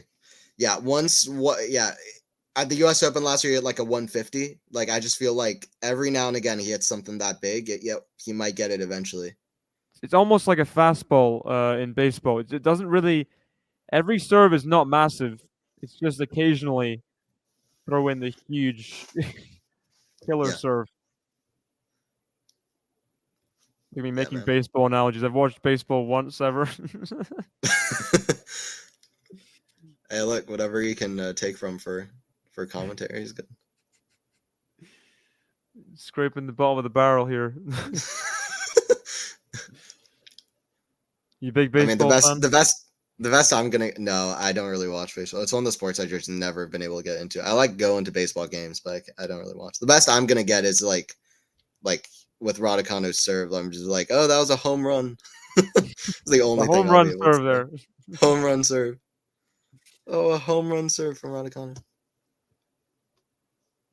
Raducanu has been trying to hold serve at 2-4 for the last 5-10 minutes at least. Yeah. Saved break points. Crazy shots by center. He's definitely picked up his game, which I like to see. He's trying to fight back in this 4-4 game. That's one thing I will say about Yannick. He does not give up in a game. Probably just about better than any other player I've seen. Like he will not give up in a game. If he's down 40 love, like he will, like even against Djokovic, he's done that a few times.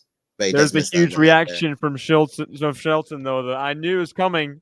I Yeah. knew when he held serve that was going to be a big shout. Yeah.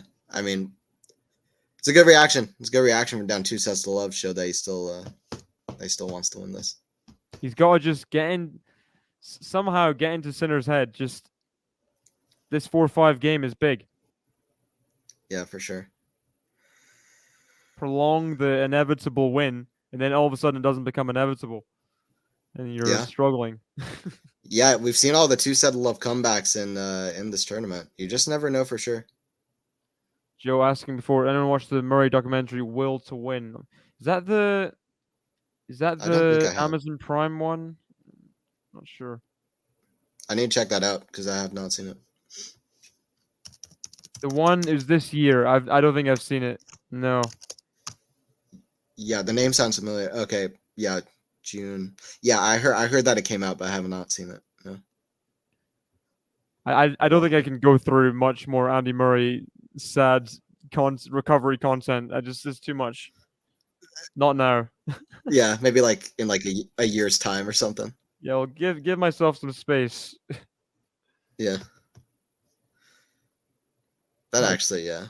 7-5 in fourth round matches, Sinner is not amazing. Is that really the record? Yeah, that's not great. Yeah. Trying to get eighth quarterfinal. Guess you got like the losses like Zverev of the US Open. It's just kind of you can't really account for that with the cramps and the bad opponent luck. Like, how is that his draw fourth round? You know? Yeah, the draw, and also, I guess you could argue that he's been making deep runs to the fourth round for a while. So maybe that's just him being young. What is the crowd doing? Do that. What? The crowd's yelling during the overheads here. Yeah, that was wild. Give them a break, please. Trying to get it's like Jimmy Connors. Yeah, Will Shelton to a third set, I think, the fourth set. Yeah, we'll see. That's good for Shelton though. Shelton does get a lot of people on his side, which you can't overlook. Even being American, kind of, does rub the British crowd the wrong way sometimes. I think he brings out their inner kind of passion for tennis sometimes. Sure. I'd like Sinner to hold here.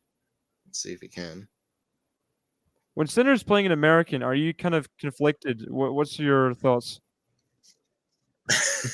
Yeah, well, sometimes I am. It depends on the American player. If it's there's some that I like more than others. Fritz is one of my favorite American players. I hardly ever root for him. I'd never root against Fritz at a slam. I always want Fritz to go deep at a slam.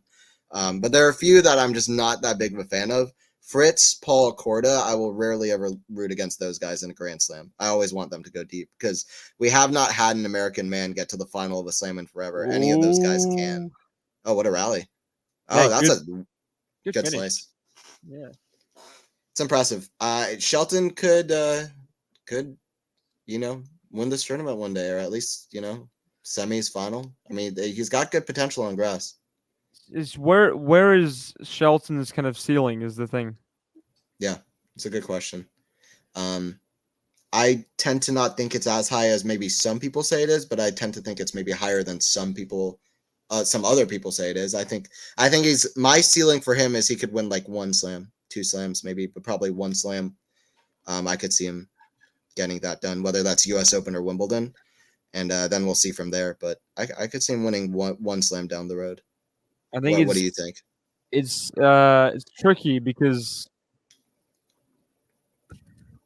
it's so hard with all his weapons, but then he has some kind of glaring weaknesses. His consistency is not really shown yet, and you do need consistency over 7 matches to win a slam. Does he have that in him? Consistency over 7 matches? Yeah, but he does go on streaks though at slams. Like he's gone to the quarterfinals last year in Australia, got to the semis of the U.S. Open, so he's found ways to win matches at slams, which I think you have to give him his credit for that. Yeah, you don't need consistency on tour if you can just go on streaks, and that's how you become a kind of a 1 or 2 slam kind of wonder. Is if you you only win 1 or 2 titles outside of slams, but then you can win 7 matches in a row just randomly. He does have that kind of Stan Wawrinka potential upside, maybe. Yeah, Wawrinka, Cilic, Raducanu, kind of on the women's side, like it is kind of that kind of a thing. Sophia Kenin, like just like he does have that kind of a vibe about him to me that he could maybe do that at some point. I don't know if it's like this year, but big match guy. He's a big match guy, Shelton. Oh yeah, he's competing well here. I mean, he doesn't have any right to compete after 3 5-setters. Oh! Oh no way! Oh, what a point! That's such a good point. He made it. Yeah. No way! Let's go. What a forehand pass! What? What an improvisation! Roger Federer is back. Shelton can't believe it. That was awesome. Do you remember? That's like Chapo at Canada one year. I think he was playing Gauff. I can't remember, but he did a similar one. Sinner barely ever does things like that. No, he doesn't. He might win points like at net with like cat and mouse and. That's insane. What's the thing like on Twitter or whatever? Oh, he's taking it. Like that was the feeling. He might win this tournament. If he can do that, he might win this tournament. That might be the point where I think he blew a kiss to someone in the crowd there. Maybe Colin Sky in the crowd. That's awesome. She's playing today, right? Or tomorrow. Tomorrow against Raducanu. Definitely tune in. Dude, that was great. Tweener. Big hold there, 30-all. That could have been set points. Yeah. That was because that was the only shot he had. You can't look at that and be like, oh, but he shouldn't have hit that because it was like, well, first of all, he made it, but also like he was falling backwards. It was probably going to be a winner from Shelton had he not. He trying to run around the backhand. He just had no room. Yeah. So he had to hit it just between the legs, and that was awesome. It's either that or some kind of like really awful, like scrapey pickup forehand, which just wouldn't have been as good. I agree. And then Shelton would have had a put away winner had he even made it. Mm-hmm. Yeah, that was sweet. It also stayed low. Perfect setup for a pass. That was awesome. Sinners, I don't know. Sinners like Sinner and Alcaraz are almost switching places. Like Sinner hit 2 dives in Halle and now hit a tweener. Like they're not switching places, but they're like Sinner's becoming more and more of a shot maker. It feels like. See how frustrated he is though after missing that backhand. He really does want to wrap it up in straights. It's a good mindset. I feel like if it goes to a tiebreak, potential nerves with. I just have a feeling it's just he feels like it's too easy. And he's just kind of maybe getting in his own way a tiny bit. It could be. That was a wicked serve from Shelton. Yeah, just savage. Yeah. That's when Shelton's serve is on, when he can really place it well, too. Because his serve speed and his serve placement aren't quite always in correlation with one another. But when he can place it and hit it hard at the same time, it's unstoppable. The spots aren't always found. It's very infrequently found his spots. Yeah, totally. Yeah, that's a big thing he needs to improve. But yeah, I mean, listen, if he can just keep serving his serving well. And if he can break Sinner especially, but even if this goes to a few tiebreakers, like we could be in a 5-setter before we know it. Just takes a Shelton serving well. That's all it takes. Yeah, I agree. He gives himself a chance. He doesn't even need to try too hard on Sinner returns. And that's where the term serve bot comes in, but it's part of tennis, right? So he's not quite a serve bot, Shelton, but if he can find a peak serve bot kind of a couple sets, that's all he needs to force a 5th. Shelton, you're not a serve bot, but you got to become a serve bot real quick.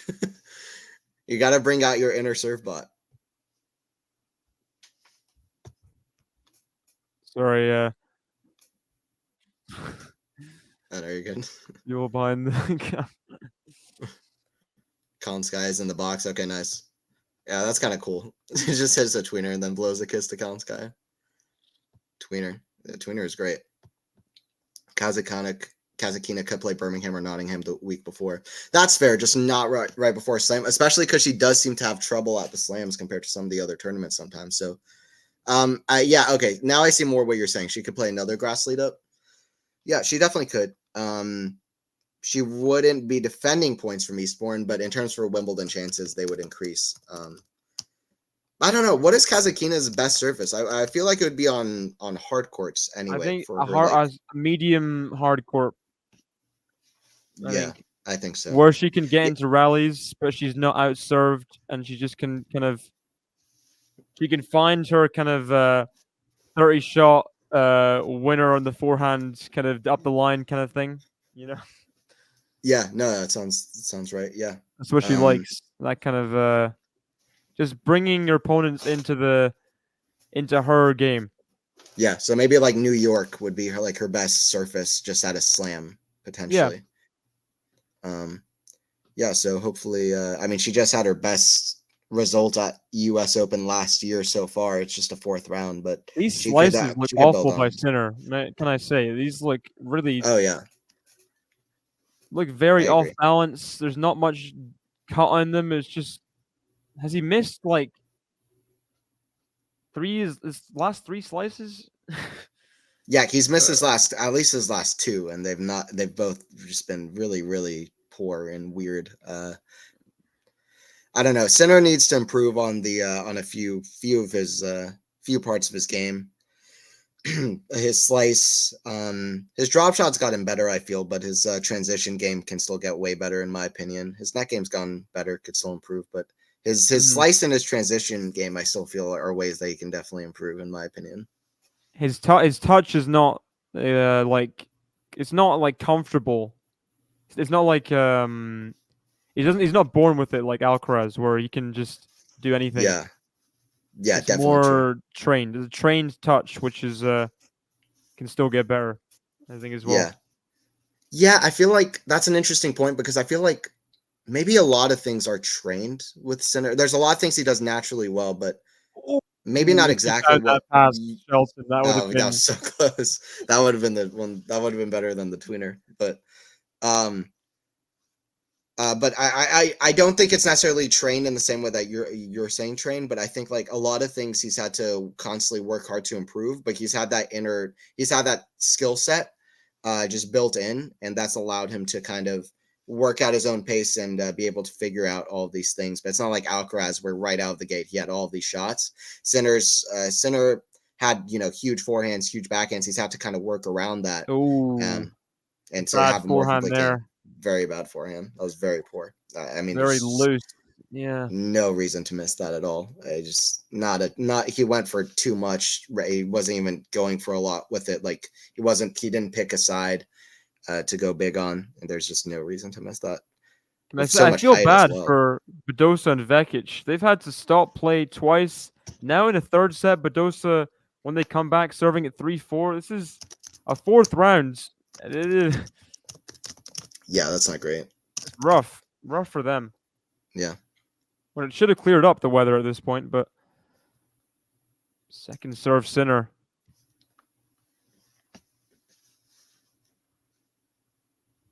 Oh, and massive point. Oh no, there's another one. That forehand is just not there right now. Set point. Shelton is gonna completely erupt. I feel if he wins this point. Yeah, it's gonna be loud. Yeah. Hold on to your hats, everyone.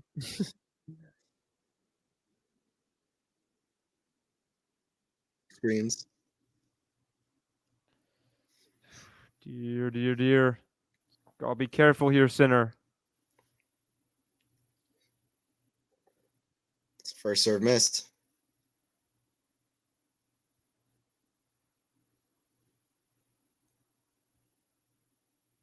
Oh. Oh, he had it. I don't know if he should have. I mean, Yeah, there's a good try, I aggressive. guess, but Does he believe in himself in rallies? I mean, the thing is, Sinner's been missing so much. You gotta just make him play, yeah, right? even to the forehand, missed a couple forehands, hit it right back to it. I think you just go up high there, high, deep, loopy, and deep, and see what happens. But I guess he just was in one mind, just being aggressive. Yeah, just hit it flat down the line and just go for it. Go for a winner, finish it off. But I mean, you're like, listen, Sinner's down set point. You don't have the pressure on you. Sinner's got the pressure. You gotta keep applying pressure, and that means make him play, not go for a winner. So it's just the wrong play. I guess your leg's gonna make the decision for you at some point, right? Yeah, probably. Tough watch. Big holds, massive holds, and he's in the tiebreak in the third set.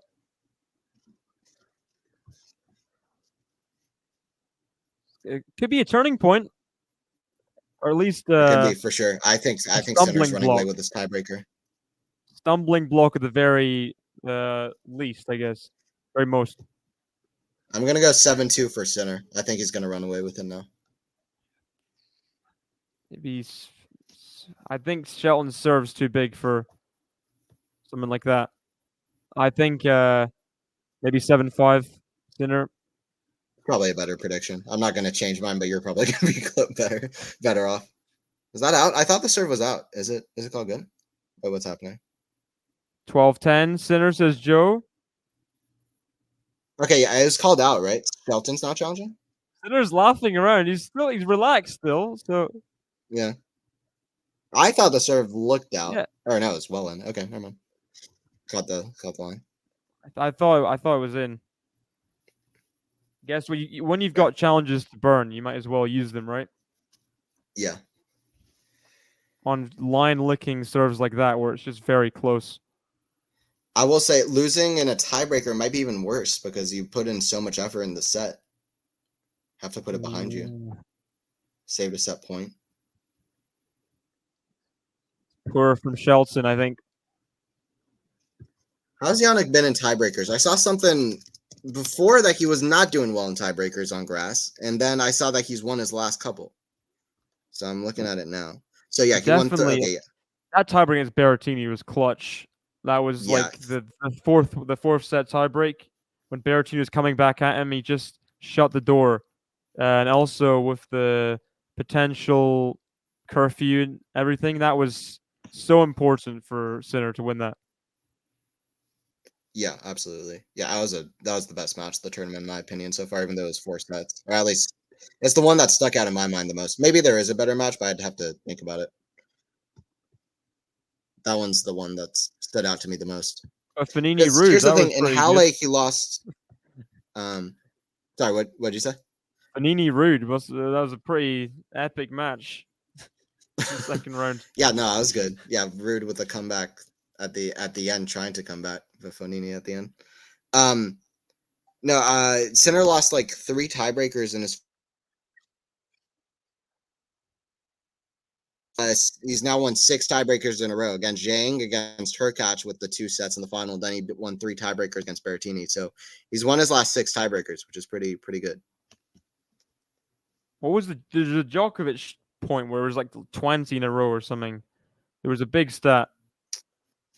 Yeah, that was before Alcaraz beat him in Wimbledon. And that was what I think he was just kind of shocked that someone could beat him in a tiebreak. Those with the close. Did he have set point, right? He had 2 set points.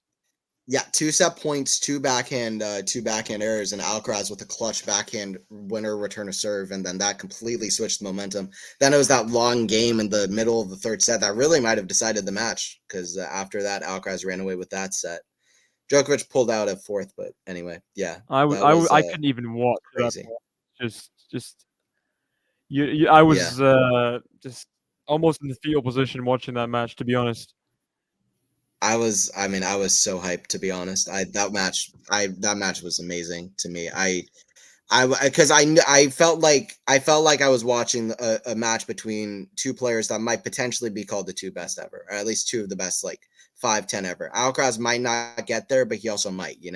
At least even if he doesn't pass, Federer, Nadal, Djokovic, at least he could get to like fourth, fifth, sixth potential, like best ever, and like You think he'll that is a pass really like fun watch, Borg's? knowing Borg that has that's 11, right? possible.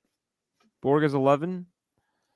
Yeah, yeah, which that will be tough too. But it was just like watching that match, knowing that Alcaraz isn't a Tsitsipas, Medvedev's case where they're great players, but I knew at that point at that Wimbledon I felt like that Alcaraz is the real deal.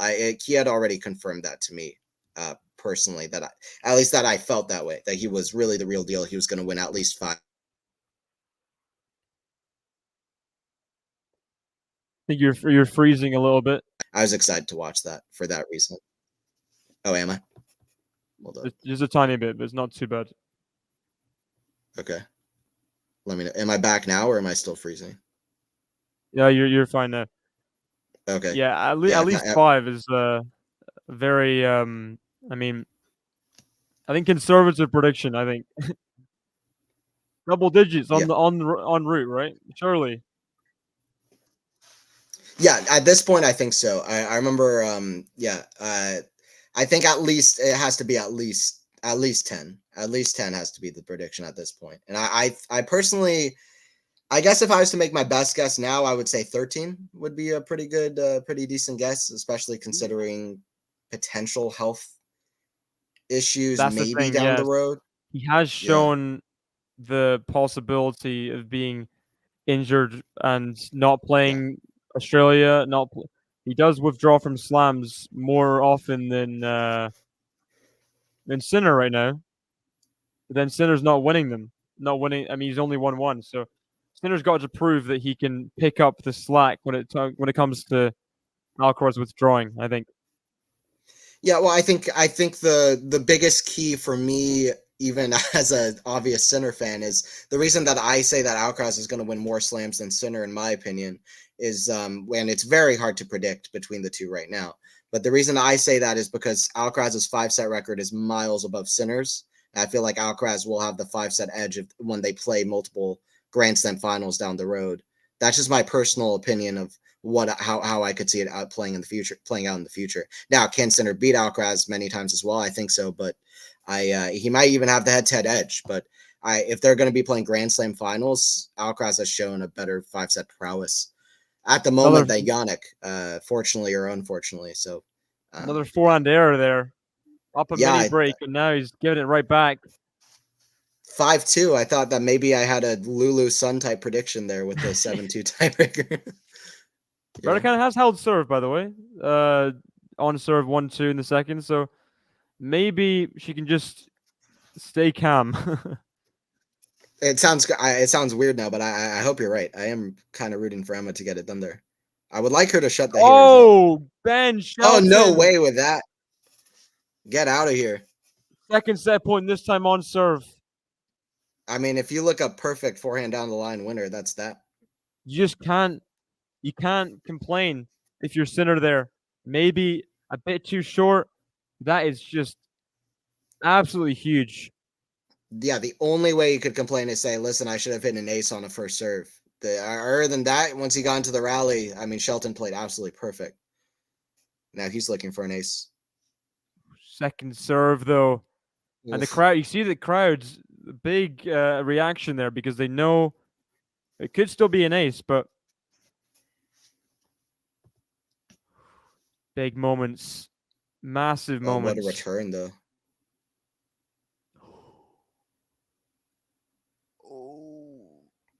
It's getting Can't tight. breathe right now. No. Oh no! Oh, he went for it. He went for it. Sinner was giving up the short balls as well. He was giving it a bit short. That Looked was nervy from brilliant. Sinner. That was brilliant from Yannick. That return, I mean, it wasn't a winner, but that was a brilliant return from a very difficult position. He had a forehand very similar to that return as well in the middle of the rally that went very deep. Like, he kept the ball so deep. It was very Novak-esque in a tight moment, just constantly putting the pressure back on the opponent, just keeping the balls deep. Some of the ground ball after strokes, ball. though, looked very kind of like get them back in. Not much placement at all. I think that was Shelton's chance. That was a big chance. Oh man. Yeah, I can breathe in that rally. Welcome, Max. Yeah, Shelton does look a bit like Gilberto Silva, Arsenal player. This is football stuff. Okay.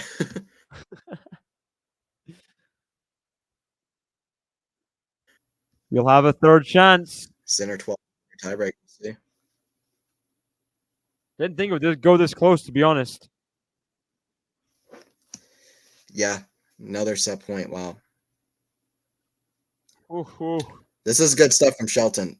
Sinner is like almost inhuman the way he can just forget it, forget what happened on the next kind of set. But this is going to be a hard one to look past if he can't finish this off. If Shelton can win it. Oh, big let serve there. Gives himself a chance. Stayed in the air for like a couple seconds. Welcome, Max, by the way, to the chat. This tiebreaker is hard to watch. Yeah. That's an awful slice. That's not good. That is very tight from Shelton. That's unforced there.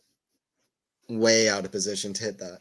And the way he hit it was just that's just nerves. That's just nerves right there. Completely. Yeah, not me, Max. Absolute sucker punch, that Eagle loss. Yeah, that was a surprise. That is a big serve from. That's clutch. It's in as well. There's not. No. The challenge will not have any. Yeah. Big serve. It's gonna be like Soften's challenges back in the day where it's just like so in, it's a joke. Didn't even hit the line. Didn't hit the line. Missed by like 5 feet in both directions. I've been bad for saying that's totally in this Wimbledon, but that was totally in and a half. Yeah. I've also done that a couple times, but no, that was not. not. Nori match really. I was like, that's for sure an ace from Nori. That was hilarious. Not even close there. Clutch from Shelton. Double the aces, more than double the aces. Sinner's got. But I think what needs to happen is on a set point, Shelton needs to forget that it's set point. I think he needs to think that we're like he's down set point, and then I think we're good. Crowd is really getting rowdy now. Yeah, I gotta. Fourth set point. Oof. That was match point, right? Match point Sinner. Was that first match point for Sinner? Yes. Yeah, it was his first match point. Big ace. Wow.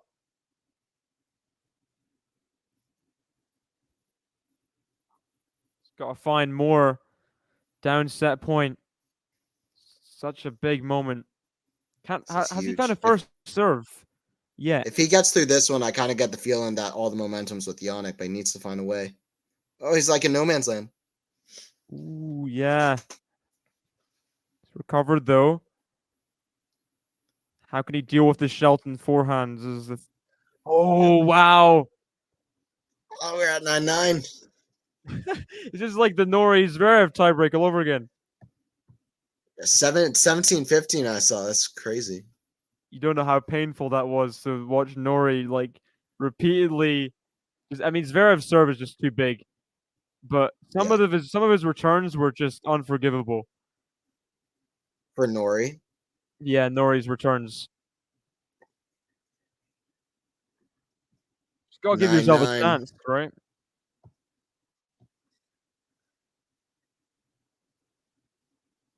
Get the return back and just hope for the best. Yeah, Zverev's serve is illegal. It's not. It shouldn't be able to have a serve that's that big that consistently go in. He Surely doesn't even have another. to hit a spot. Like like Zverev doesn't even have to hit a spot. It's just like the pace is too much. Talking of not hitting the spot, what the heck? That was way inside the box, but the block return doesn't come back. Yeah. Yeah, that was something that Shelton definitely feels like he should have made in, I would think. I think that's nerves, just not going over the ball, blocking it instead. You know what it might be too is Sinner reading that. Sinner maybe read that Shelton was nervous. Like, you know what? I just got to make a big serve in. I don't have to worry about the spot. Just make a big first serve. I guess Sinner did hit the ace last time on the deuce side. Yep. Yeah. When he was serving. Oh no! Oh, that's a bad way to end it. Ah, well, Sinner will be relieved, won't he? Yeah, 3 sets. That was tough. 4 set points, right? 4 or 5 set points. 4 set points. No, yeah, wow. Shelton with Fair a good enough. effort there after playing 3 consecutive 5-setters. He really, I thought that was going to go to 4 sets for most of the like second and third, but I don't think Sinner will be too worried about making it that tough, as long as you get the job done, right? As long as you get the job done in straights. yeah, he'll be very happy to get that. That's a great match, honestly, because it was a test, but it was a test without expending too much energy. And Wasn't kind of much forgetting worry. what is his draw now for Yana? Medvedev or Dimitrov next round, Right. quarterfinal. Okay. Could be Doesn't tough. get easier. No. Yeah, big No, it respect doesn't. for Shelton. The crowd's like on their feet. 3 5-setters and pushing Sinner in that third set the way he did. Even the second set, holding serve 4 times. It could not have been Yeah. easy with the legs. Just Absolutely. Yeah. I mean, I just remember that great, like, kind of slice pass he had at, I think it was like 4-5, and some big serves, that forehand down the line. Like, he came up with some really great tennis. He was fighting hard. That was an achievement in itself to make it that close after the tournament that he's had. So, I will definitely have an eye on Shelton. He's kind of confirmed to me at this Wimbledon what I thought is that he has very top potential on grass courts. I almost feel like I would be less surprised about him winning a Wimbledon at some point down the road than any other slam. but I US think Open, on the US grass he Open to has top Wimbledon, potential. surely. The US Open, the Yeah, crowd can lift him, I think, to a new level. yeah, he needs that. Yeah, kind of like Tiafoe as well at the Open when the crowd was. I mean, he was using the crowd like almost like I've never seen anybody use the crowd at the Open. Like, I feel like that's a very like American thing, college thing, as well as just like, that whole thing of using the crowd and just Yes, not as much exploited as in Europe as is college tennis, yeah. especially. Yeah, and I feel like they really want that and need that. So yeah, anyway, good tournament for Shelton, but he's out, and I guess that just leaves Paul and Fritz, I believe, of the American guys. Paul and Alcaraz would be great. There's got to be something with the forehanded Raducanu, because she's made 3 winners to Sun's 24. Sun is not a 24 winner person. I think Emma's wrist has got to be serious, and all the naysayers saying about the mixed doubles, it's got to be something.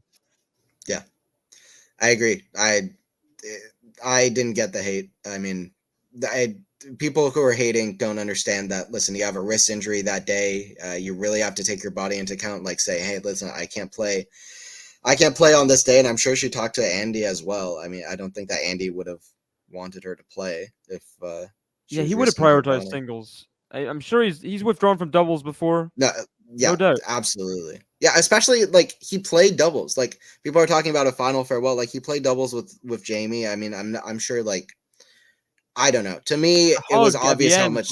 was emotional.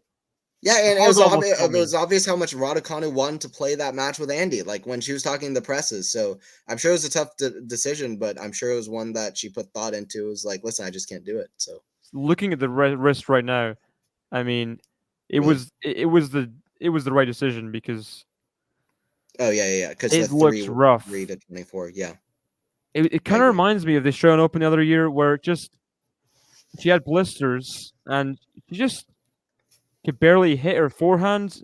In that rally, she was resorting to the slice a lot. It's just very few powerful shots, and Yeah, it doesn't look good. yeah, and she certainly, I mean, she's competing. I just, even if she can't play, I mean, I very much doubt she would really want to retire this match at all. She's done that in a fourth round of Wimbledon a few years ago. So she's gonna keep competing, but I just don't. Yeah, she's not herself at the moment. It's not nice to see. She had such a good chance this Wimbledon. This Yeah, was Emma's like almost like in the bottom half. I see her as a semi-finalist if she's not injured. If she's not injured this match, yeah, I think yeah, she beats absolutely. Beckett or Badosa. Oh yeah, for sure. I think so. I mean, definitely a very good chance to, because yeah, I definitely hope that she has a run to a quarterfinal at Wimbledon down the road, because I love, like, when she can actually hit powerful forehands, like, and just powerful shots, then she is absolutely just such a good player on grass. Um, just such great low forehands, but she's not doing much of that. Hmm. So I think we've got three quarterfinalists, combined men's and women's so far. Jasmine Yeah, I think Paolini so. earlier, getting the win from with the retirement of Madison Keys. We've got Sinner just beating Shelton, and obviously Alcaraz beating Imber in four as well. Yep, that was a great match. Alcaraz versus Crazy. Zimber. Wimbledon goes so quick. How are we Yeah, it already does, here? doesn't it? That is wild. And it's wild because we've had so many things happen too, but I fully agree. It's like, whoa. It's like, this has gone by quick. It's got to be just fear of the wrist. Just you don't play scared unless you've got some serious problems physically, No, I think. and she wasn't playing scared versus Zachary. She was so loose. I can tell by her, I mean, I'm no body language expert, but I can tell by her body language that something's up. It's just kind of obvious. Doesn't look very confident. Just Yeah. kind of going through the points. Doesn't have much rhythm in serve. Yeah. Yep. And those forehands, even when she's hitting them, not very deep at all. Yeah, that's exactly what I was just thinking. Like, she's hitting through them, but like she's not able to place them the way that she would want to. That's That was good rally a good there. finish though. Good rally there, but I think it's been Yeah. few and far between. Yeah, absolutely. Yeah, right after we said that, she kind of hit a forehand deeper, and then she had that backhand finish. So we'll see if she can keep that up, but it really has been very, very few and far in between of those. Feel so bad for Emma just with the abuse she's got over the years. She's one of the rootable people in tennis for me. Yeah, I agree. She's almost so easy to like that I think a lot of people just like to dislike her, but Yeah, it's like she's because it all came so easy kind of thing. It's like I think people are just jealous at the end of the day. yeah, they're jealous, and they also just, yeah, it's just people on social media just looking to hate on anything, I think. Like, it's an easy thing to go after, right? It's like, oh, It's you also had the success, but you're overrated. Like, overrated is an easy thing to say, you know? and Like, over, also like, the yeah, media kind of portrayed her as like this kind of perfect tennis girl when like they didn't really let her yeah, personality shine at all. They just kind of set her up as like the kind of tennis player slash model slash whatever. yeah. But it's annoying because she has a lot of personality to show, to be honest. Hmm. that will dehumanize someone to a lot of people as well. If they don't see Yeah. if they just see them as a product and not a human being. Yeah. Talking about body language, she's playing better, and also I love that scream from her there. She's actually this is a kind of first positive sign in the match, that like really positive sign. Because these She are needs to better. hold. Yeah, if she can get the job done here, then this would be potentially a turning point if the wrist holds up, which I do agree must be a factor. You see, Oh they're no, just going for it. It just yeah, doesn't look. Yeah, you can see I it's know got to be exactly. something. I mean I saw it on her face when they showed, like, she's just clearly dealing with something. She just looks like disappointed. She must have played it down because I think she, as much as anyone, is tired of having to withdraw injuries and things. She's got to have kind of played down the injury, not played the mixed doubles. She's trying her best, but it's really tough. It's so frustrating, and I mean, listen, it's good that we kind of have. I just want to point out that this is a player. It's an unfortunate thing about young athletes is that their bodies can be more susceptible to injury at an early age. She's dealt with so much injury. I mean, regardless, like, you can say lots of retirements, but she's dealt with so much injury that's just unfortunate for yet again to be dealing with another one. So, So many but she does surgeries, get a just hold. over and over Yeah, again. Surgeries is just exhausting, right? yeah. Just to even mentally wanna play. I mean, I think she said that too. I think she said something like it's been hard to want to play or something. I don't have the exact quote, but she said something like that, and I just, yeah, it must be exhausting. That was a good hold though, but I do worry about that forehand that she hit on the first game point, and just that looks like a lot of forehand she's hit in this match. I worry that she's not going to be able to play that forehand the way she wants to, and that makes me feel like maybe the result isn't the one that she's going to want at the end of the day. But Yeah, it's gonna. I don't know if she's had a medical timeout yet. I've not seen it really, but I think it's gotta happen like relatively soon, right? yeah, I would think so. Center has beaten Shelton, by the way, Lexi. Sorry, we've kind of I scrolled down after the match because only the women's matches are playing right now until Medvedev and Dimitrov get on court.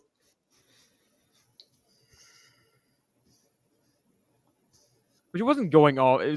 It was one very sly tweet that was like it was not well advised. She's she was a bit sarcastic, but it was more like I think it was more because she's injured a lot, less that she was trying to ruin Andy Murray's farewell. That's the way I saw it. I know I'm biased defending Judy Murray. I understand that. Sure. But what do you think? And yeah, I don't know. It was a tough situation. It was weird to see to see Judy Murray tweet that. See Murray's mom tweet that. I don't know. I have no idea. I would only be able to know if she said something longer. So I don't really have that much to say. I just, that's interesting drama. But just from everything that we know, I'm not blaming Emma at all. So I can only speak to what I know. Yeah. And from what I know, I'm just not going to be blaming Emma for Judy for Murray's drawing. been a great ambassador for women's sport for years.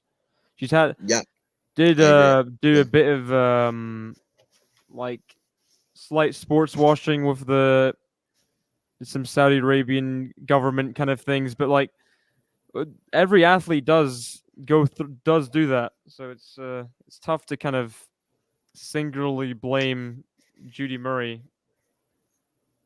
All sports yeah, I is agree. heading that direction, isn't it? Yeah, and also, I mean, the thing is, like, Andy, like, obviously has been one of the best proponents for women's tennis, especially from male players, but also just like men in general, like in tennis, just to promote women's tennis. Like, he's been great. So I mean, I just feel like the last thing Murray would want is for people going at Raducanu, especially in some of the ways that they were. So anyway, Yeah, Lulu's son is just completely unaffected by anything Raducanu is doing at this point. Just which seems is completely just in her own game right now.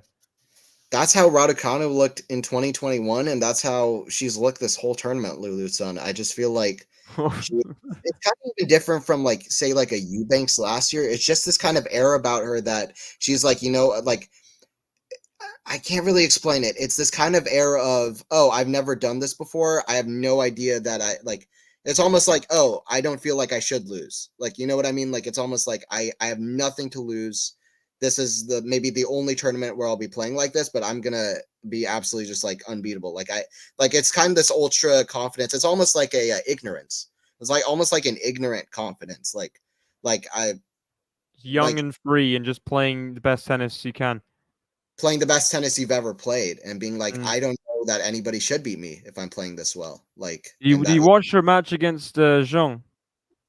Yes, yeah, I did. Yeah, in that first round, I was that was the first stream for the kind of first day roundup. I was watching that. That was the first match that I watched. Nice winner from Emma there. Needs more of those forehand. Just if she can find confidence in her wrist. We don't even know how her wrist condition is, but if she can just, it might be mental at this point after injuries before, but she can just flow through that wing. That's important. Yeah, we'll see if she hits more shots like that. But yeah, Zhang, her serve needs a lot of work to be better on grass and in general, and also she can hit so many unforced errors, especially off the first strike on grass, that it just gets really ugly. But that being said, Lulu's son did have this air about her in the first match. That first of all, she played absolutely phenomenal. She had some great shot making. Had a couple really strong backhand winners, and she had this kind of calm, confident vibe about her that I kind of saw right away from that first match, and she's kind of kept it throughout the tournament. So, and it's only grown. The confidence is only growing. That's the other thing. Like with every win, her confidence is growing. That's exactly how it was with Emma at the US Open. Like if you watch her first round, like she was confident, but it was like every match she got more and more confident. She was like, why should I lose? So let me say, awesome to watch. Like context, when you see New Zealand, she is basically, I mean, naturalized Swiss, but representing New Zealand's because she was born there. She was born there to a Croatian father, Chinese mother, but raised in Switzerland. But so it's and she goes to college as well. So I think the college tennis definitely, we've seen with Ben Shelton, the nerves don't really play a part too often. Yeah, you're used to those kind of big crowd atmospheres that maybe some players aren't used to, where you have a lot of crowd noise, and that I think that can can cause nerves in some players that doesn't for others. So that's probably the thing. Lulu, that's the thing. She's probably excited when she hears like a big crowd and a crowd react, and when other players would be nervous to hear that. It's like, oh, that means something is like, that means this is good. Like, because that's how she's been like bred in college. Like very good. Yeah. Very good backhands and volley put away. That was sublime, to be honest. Yeah, Lulu's son is playing amazing. I do feel like she's somebody to really look out for at this tournament. Yeah, I mean, I guess that's obvious, but yeah, she has this kind of different air about her. This could be the second qualifier, right? It could be what you're saying. Yeah. The draw helps. The draw helps. It does. It really does. I'm not saying I'm putting a bet on it, but I'm also not saying that it's impossible. And Gauff's never made it past the fourth round. Like, she's not, even though we associate Gauff Wimbledon because of the Venus win, she's not like Wimbledon's best ever American player or something, you know? Yeah. Gauff's still yet to be proven on grass. Absolutely. Yeah. At elite level, anyway. Like, 100%. She can get to fourth rounds. But. And then Vondrousova got to the final, and then she, that was it. Like she found a way to get through that final. I mean, it's just like one of those things. She can make it to the final. You just never know. So there is a route. There is a route there. It's a pretty inviting route, I think. I agree. I'd keep an eye on Lulu's son. Badosa's never made past the fourth round either. So like she's not playing anyone who really has grass pedigree. No. Yeah, I was looking through Badoza's results. Badoza's one of those players that, to be fair, has had kind of bad draws. Lost to some really good players in third round, fourth rounds. But I do agree. I mean, Badoza is an unseeded player at the moment who also grass has never been her best surface. She's been decent, but never at her absolute best. So in general, I agree. The draw is very open and inviting. So. This is a big game, by the way, for Raducanu. If she wants to still be a big kind of contestant in this match, I feel like she wants to win this game. Got holds. Got to hold. She's got Big forehand to save the last break point, just deep. But can she summon more of those?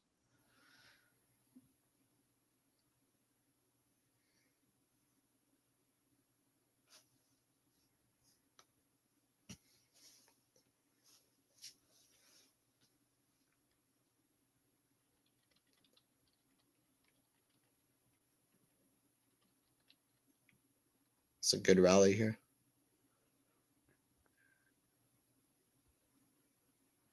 Ooh.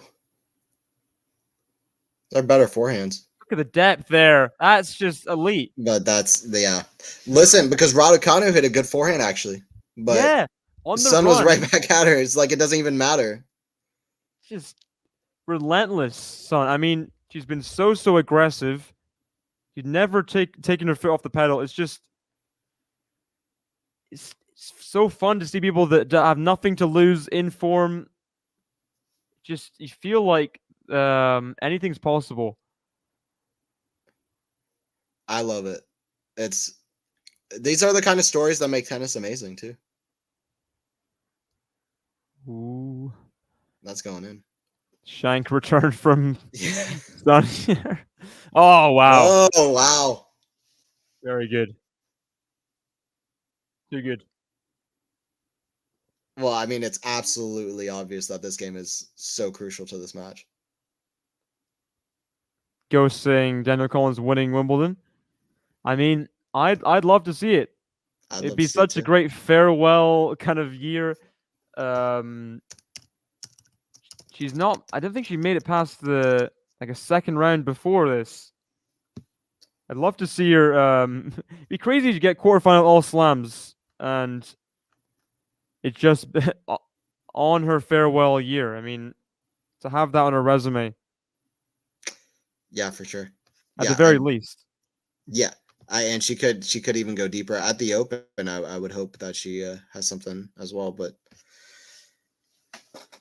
Yeah, I'd love to see it. I also really enjoy seeing Navarro doing well too. She's somebody who's climbing up fast. Yeah, I mean, no one talks about Navarro. No one ever talks about Navarro, and then all of a sudden, she's deep in a tournament. I still don't know what to make of her. Really, it's all of a sudden 19 seed. She's very good. She's very, very good. In my eyes, she's bound to be top 10, and she could be a contender in a year's time at some of these biggest tournaments. At least, I don't know.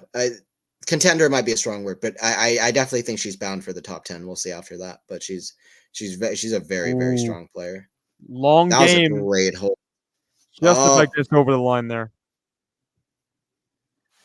Digging in. Truly digging in. We're really digging deep, and dare I say, she's looking way better in these last 3 or 4 games, in my eyes. Nod to her team there. I mean, is that a nod of like my wrist is feeling a bit better now? Just maybe she's just trying to convince herself. I don't know. Yet to be seen, right? Yeah, to be determined. It's hard to say, but I do know that she's hit more forehands deep in the last few games than she was before, which is a very good sign. Ooh, Vekic Badosa back on court. Okay. 40-15 Vekic at 4-all. So gotta pull that one up.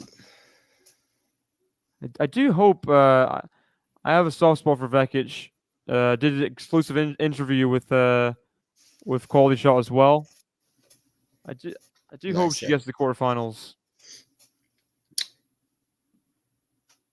Yeah, I like both those players, but I agree. Definitely a soft spot for Vekic as well. I love watching Vekic. She's got a very fun game to watch. If she gets the Very quarterfinals as well, aggressive. she'd only be one French Open quarterfinal away from all 4 quarterfinals slams. Wow. But never made That's it pretty past dope. the quarterfinals, which is something to take note of, especially with Sun Raducanu, people like that in the part of the draw, right? Yeah, for sure. Yeah, and this is such a good quarter of the draw, quarter 3. There's so much opportunity. Vekic Raducanu would be a really entertaining match if we get it, even though it does look like Lulu Sun is the favorite maybe at the moment, but I'd say for sure she's the favorite. that's fair. It'd take a lot from Raducanu to, I mean, Sun's just confident. Just doesn't look shaken, even not taking the break there. Yeah, I agree, to be honest. She's been playing the better tennis in this match so far. Definitely more free, whether physically or mentally. Raducanu's just not quite there to win the match right now. Yeah. It's a big point, though, at 15-all. Forehand is way better. I love the way she can redirect that forehand down the line around the corner. Great point. Love it. Fair enough, Emma. Silencing us. Yeah. For sure. Or me. I guess more me. You've been Yeah, I've been up and down. I've been saying at times Raducanu's not gonna win. At other times I've been kind of hyping her up. But we're all just wishy-washy. yeah, that's true. That's the only way you can watch this forehand, I think. Just go with the highs and lows. Yeah. Ooh. Challenge there. Almost off balance during the return / challenging. Joe. That's inside thoughts, Joe, you know. Thanks, Step, by the way, for the gifted sub. Big shout out to you again. Gifted membership. Yeah, thanks for that. Second gift membership of the day, of the stream for you. So, That's awesome. amazing. What's up, Step Down? You're doing well? Just not good. That shank from Emma.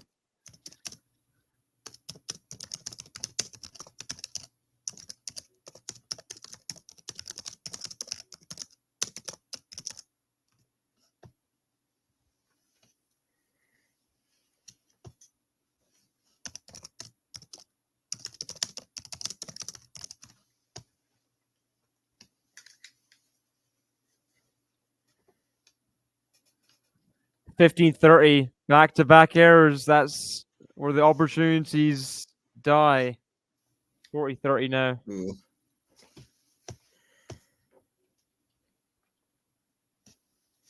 This Badoza Vekic match could not be closer. Like, this is one of those matches. It's just like start and stop, avoiding the weather, and then it just Vekic, up at first, and then Badoza gets the second set pretty single-handedly, and then the third set is as close as it could be. Vekic with up a break, and then Badoza climbing back.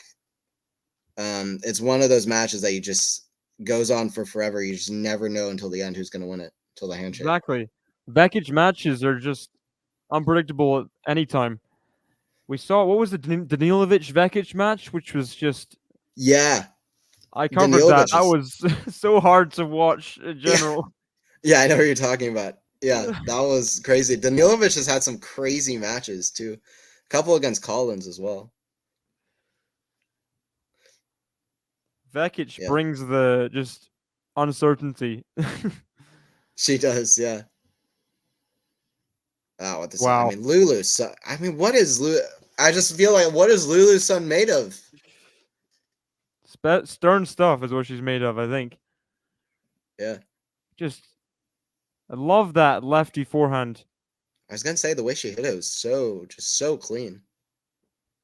She hits the ball so clean. Has conviction, Lulu Sun, that a lot of qualifiers wouldn't have. And look at those 2 points from Deuce. The reaction from Raducanu when she got to Deuce was so big, and Lulu Sun just silenced the crowd there. Looks like she's taking a stroll in the park. It just doesn't look Yeah. like she's even playing a 4th round match right now. Is this She the looks biggest more match of her calm than. life? Like, Yeah. She looks like the more calm to me than even like a Coco Gauff or a Raducanu would be like, or maybe not Raducanu, but so but relaxed. she looks. It's hard to beat Raducanu in terms of feeling relaxed on court, but she looks so calm out there. Almost a little bit Sophia Kennedy, like she's kind of Yeah, a bit see that. jittery, but hitting winners, but calm. But it's all kind of contradictory, but it works in a concoction. Yeah, it definitely like the kind of like intense calm. I don't know. Wow. It's like you can see she's so in the moment. It's that she's like, it looks like she's so in the moment. She's just not even worried about anything other than like doing the right thing. Locked in. Yeah, locked in is a good way of putting it. Yeah. Look at that. Emma's only won 2 of her first 9 first points in the service game. So that's just getting off to the worst start every time.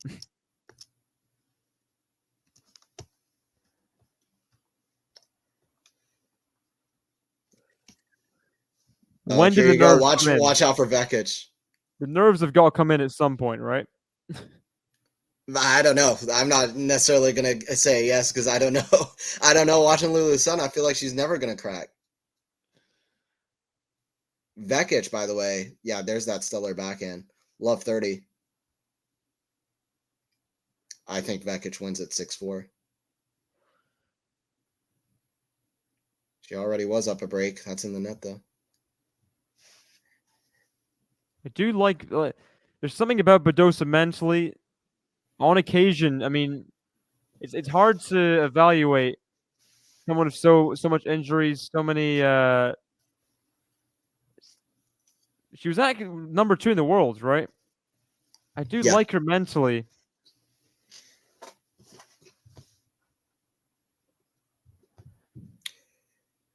It's during like the era of like the weird number 2s, right? Yeah, it's when there's like 6 or 7, like Kontaveit, Krajcikova, Badosa. Can't trust that time of rankings. Yeah, it's almost asterisk world number 2s. So there's like 5 or 6 of them, but yeah. Win a couple events, all of a sudden number 2 in the world. Just wait a second, dude. That was the weirdest time in women's tennis because like they were flip flopping, and then Barty retired, and then Swiatek went on a 38 match winning streak, and it just felt like, what is happening right now? Even before Barty retired, she was having hiatuses in Australia and just kind of hiatus all the time. Hiatuses, just it's really strange. And like, there were 4 different singles champions, major singles champions every year on the women's side for like 3 or 4 years. Very odd. Osaka did help some consistency in that regard, though. That's true. Yeah, because she had the Open, the Australian Open, like 2 years apart. I think Osaka's somebody to look out for at the U.S. Open this year. I hope for that anyway. I'm a bit. What of a disappointing fan. Wimbledon, though. You gotta say. Yeah, very disappointing. She still has. She did better on clay than grass, which surprised me a little bit. Although I don't know if that necessarily. Easy forehand put away. Yeah, it might be. I think time on the weapons for Osaka is big. Yeah, for sure. I agree. Yeah, the grass, she still needs to figure out the grass courts. This first match point for Vekic, or second? First, I think. I'm not positive. First. Pretty sure first. Yeah, she's on commentary for BBC Ash Barty other day. I saw that. You saw she's playing she's playing seniors as well. Oh, really? Yeah. Oh, that's out. Vekic falls on the ground. Gets it done. She's crying. That's a great sight. Good for Vekic. Good win for Vekic, yeah. But that was a very first nice ever Wimbledon quarterfinal. Dude, that is, I mean, if so deserved. She's been so good on grass the last few years. I'm glad I picked her to the semis. I don't think a lot of people did, so I'm quite happy about that. But that's a great moment. That I feel that too. I feel her. I feel that because I've been watching her the last few years. I was like, why is she never performing at Wimbledon? She's so good on grass, but she's had tough draws. This is very good moment. I always The thought that draw is about really open. Bencic. Bencic was always kind of someone I was hoping to do more at Wimbledon than she's done. I guess she did go 3 Yeah. sets with Swiatek other year, right? I couldn't agree with you more. Bencic is one of my favorite players. She's been like a top 3 favorite player for, or she was for multiple years. And every year I was like, she should be good on grass, right? That's what I And thought. she's winning grass titles. She's winning. She Yeah, won a couple of grass titles. she did at least one, and I thought that she should be good on grass. Someone was saying Maybe before two. Dimitrov Medvedev predictions. Step. You have Dimitrov as favorite.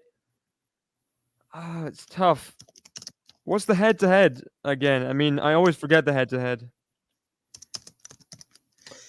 Dimitrov Medvedev. I don't know, but they played a lot. Like especially they've had chances to play a lot. Like there have been a couple times that one of them loses right before they were to play this year, but they've still played quite a few times. I'm looking Such a it good up though. forehand there from Sun. It's just Wow. another winner under pressure. 7-3, 7-3 head to head for they played 10 times, and yeah, they've played a lot over the last few years as well. Medvedev up 7-3 in the head to head. Dimitrov, yeah, I remember. Yeah, last year in Paris, I'd forgotten that actually, but yeah, third set breaker beat Medvedev. Quicker Medvedev won conditions, I think, help the Indian Wells. Dimitrov in general. Did win on grass in 2017, but that's 2017. So you can't really evaluate Medvedev when he was like No. he was a small cat back then, you know. Well, also that was like one of the best years of Dimitrov's career. So I'm just Peak forgetting that one. Dimitrov versus infant Medvedev. Infant Medvedev, yeah. He's just a wee baby back then. Yeah, I think he was still like 21, but he was a late bloomer, Medvedev. Pretty late, right? He was, he was, yeah. That's true. Yeah, I think Dimitrov's the favorite, but I'm not discounting Medvedev. People discount Medvedev too much. To be fair, though, Medvedev's been he's been good this tournament, but he's not been that good since Indian Wells. I feel he's been a bit up and down. This set, I mean, not this set. This year in general is the serve is. I don't trust the serve the way I used to with Medvedev, and that's on grass is such a key thing. Dimitrov's serve in general has been better than Medvedev's this year, which is weird to say, weird to think. Yeah, and Dimitrov, I feel like has been doing really well in like back in rallies and since about U.S. Open Vienna. Like he's been, I feel like that's going to be a big thing. Like he's going to be able, and like I like Dimitrov's slice on grass as well. I don't know. I think Medvedev in the clutch is better, but if Dimitrov wins in 4, if he can get it done in 4, he wins. You know what I mean? If he goes 5, Medvedev wins. Agree. But I'm gonna go with Dimitrov in 4. That's what I picked before tournament. I'm gonna go with that just because I trust Dimitrov's form a little bit more than Medvedev. And I feel like Dimitrov will be determined, thinking like maybe this is like. I feel like Dimitrov might feel like he could get to like the semis or the final here. I don't know if Medvedev has that same kind of confidence. I feel like maybe he wants to have that same kind of confidence. I don't know if he truly does. I feel like Dimitrov feels like this might be his chance. So that might also help him too. I'm going to go with that Dimitrov in like 4 sets. He is pretty realistic in general though, Dimitrov. I think you'll know Sinner's there. And Sinner is... Will that affect him mentally, knowing Sinner's waiting? Yeah, probably. I mean, yeah, Dimitrov maybe is just like, man, I don't want to play Sinner. I feel like Medvedev will be like, I want to take Sinner on, at least give my best go. So I don't know. There's a lot of things at play, to be honest. It could be a 5-setter. And if it is, maybe you do back Medvedev. I don't know.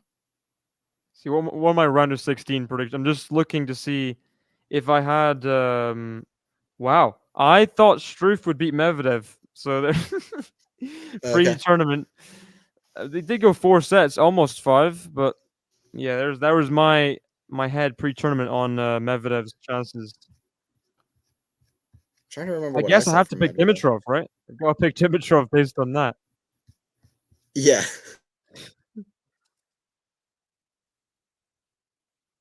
Wow, I had Jordan Thompson By the making way, it you're like, far oh, as well. yeah, no, that makes sense. And I Like did you call should have. Konstantin Alice as well, but But just fell in that's a good 5 call. to Rune. Yeah, I didn't have Hallis on my radar. But let me see. Oh, you know what it is? I had Zhang. I had Dimitrov beating Zhang in the 4th round. Zhang was my dark horse. Struve got through him in close 4 sets. But I didn't have Medvedev going far either. But just because Zhang had just beaten Medvedev, I thought maybe he could do it again. Yeah, did I make that? I think I might have made that prediction rather than the Struff over Medvedev. Okay. Yeah, I think that's what I went with because Zhang's been kind of sneakily good. But then they didn't play Medvedev and No. Zhang, so it kind of. No, I did think Struff would beat Zhang, but then I thought Struff would beat Wow, I was very confident in Struff. Didn't quite play out like that.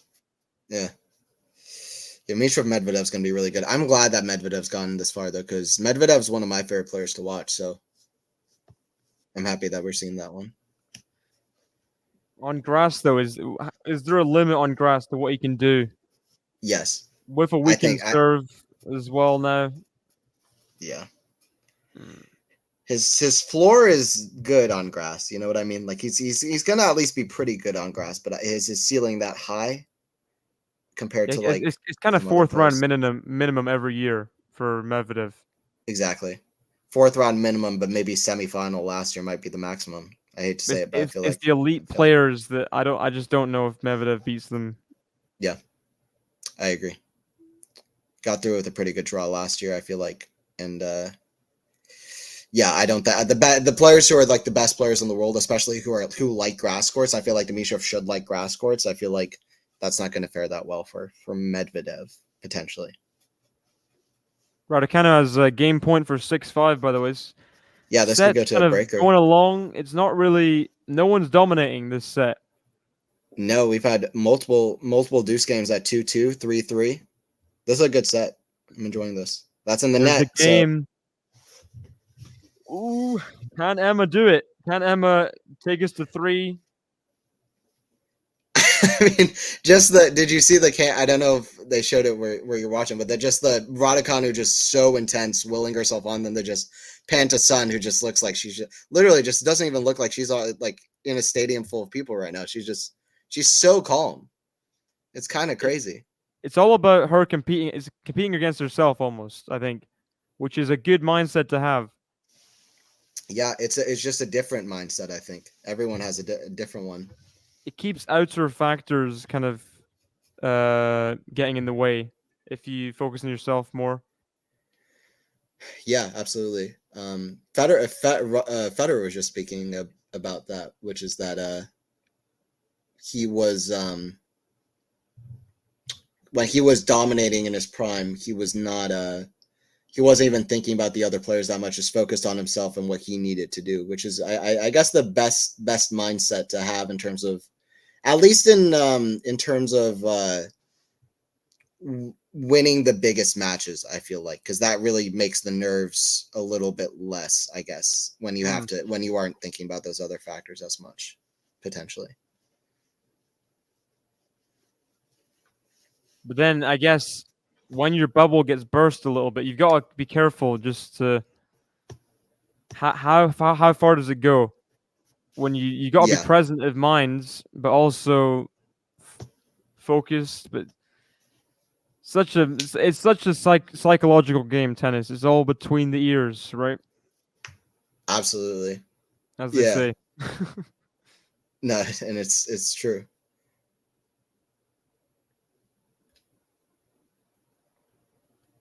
It's going out. Great start. Perfect opener for Sun. Dimitrov's up 3-0. Medvedev, it's a big start for him already. I feel like the set's more important for Dimitrov the first couple sets are more important for Dimitrov than Medvedev, I think. Yeah, I'm not sure. I think I think maybe for Medvedev, just to get that kind of confidence. I feel like confidence in my eyes might be the biggest kind of weak spot in that match. So I feel like maybe to overcome that, maybe winning a first set would be big for Medvedev is kind of my thinking there. Well, just Dimitrov's kind of is apart from, I mean, the 2-set comeback against Shang was almost kind of like he's never played on grass Shang kind of thing, in my opinion. But it's been straightforward apart from that. So I don't know if any kind of opposition from Medvedev early will help him.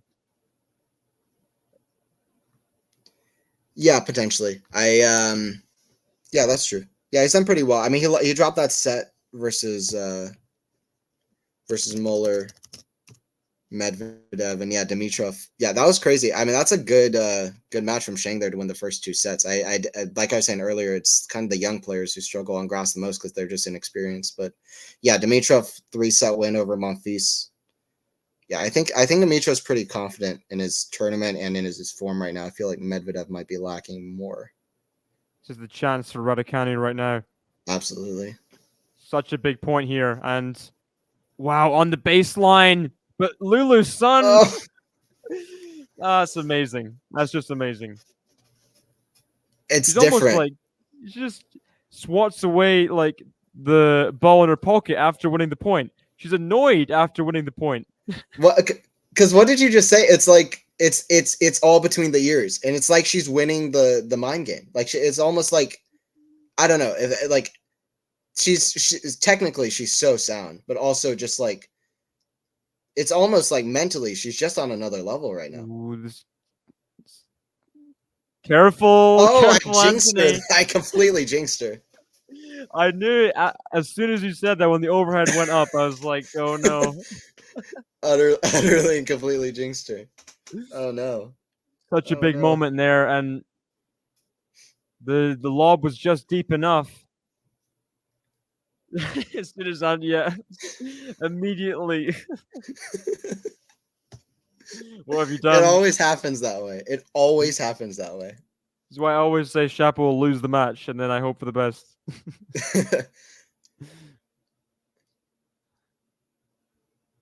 Second serve as well. Oh, this could be bad. This could be bad.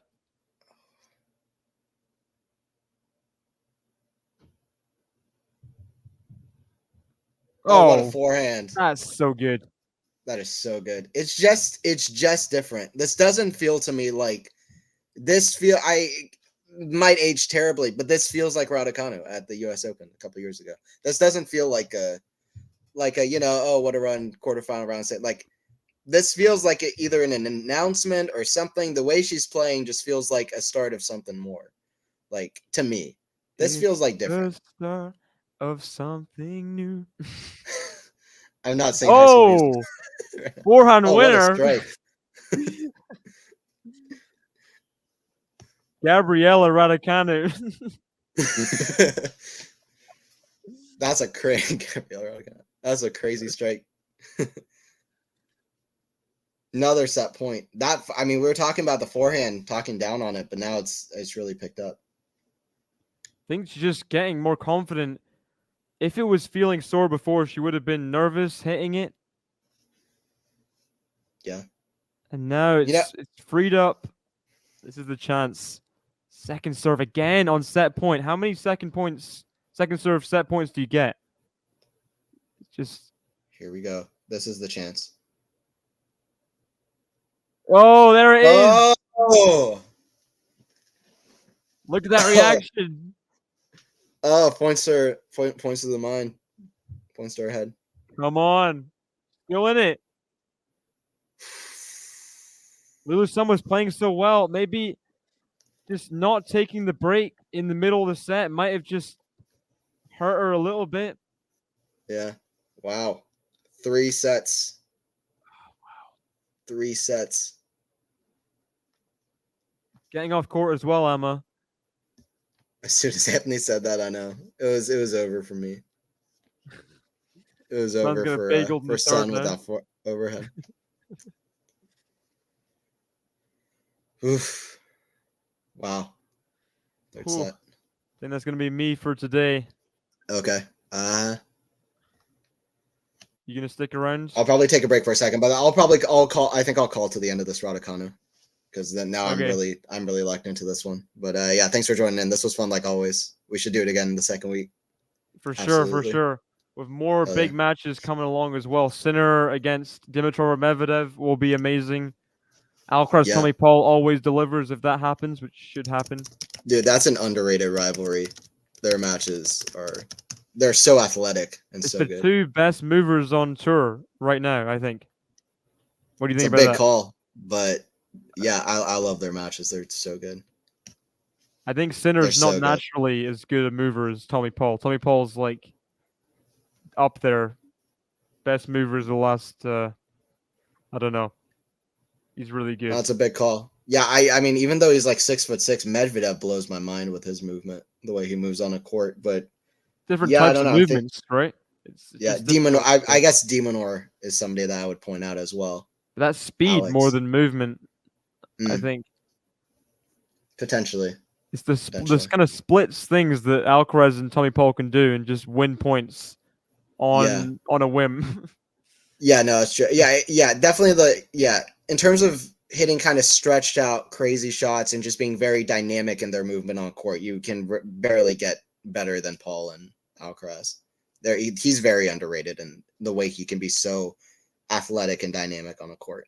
Because Djokovic, even a couple years ago, would be number one probably, but Yeah, he's kind of not the same kind of mover as he was before. I guess it's hard to beat Alcaraz too. I don't know. Alcaraz prime Djokovic versus prime Alcaraz would be a hell of a. I mean, we kind of got that, but yeah, those are That's two of not the best quite movers we've ever prime. seen. It's more post prime. It's weird. You can't. I mean, you can't have it both ways, though, can you? I don't know. It's like it is weird because he won 4 out of the 5 biggest tournaments of the year too. So I don't know. Well, anyway, I think I've got to go now, but it's been All right. great talking to you through the Yeah, it's been awesome. matches. Yeah, very fun. Vekic and who else won when we were here? Other people. Other people. Oh man, who else is Alcaraz, it? Sinner as well. Yeah, Sinner over Shelton.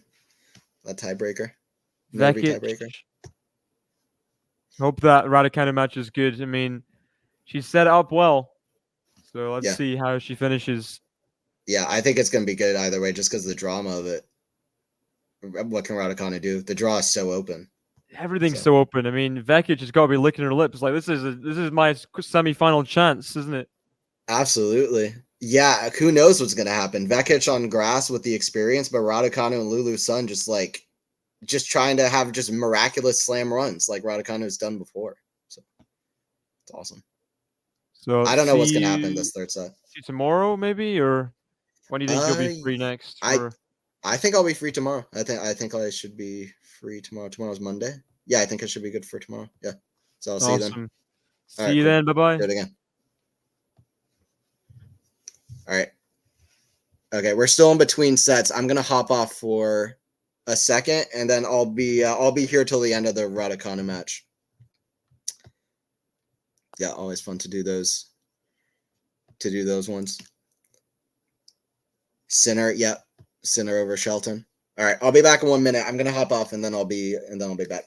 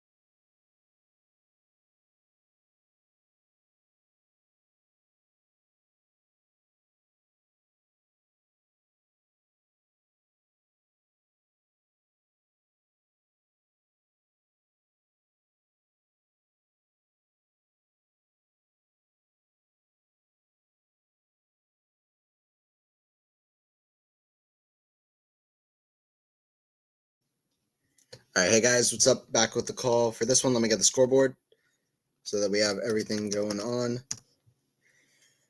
All right, we're starting off this third set. It is currently the Raducanu is going on. Also, Medvedev is going on. Definitely especially intrigued by the Raducanu match at the moment. Here we go. All right. Let me share screen.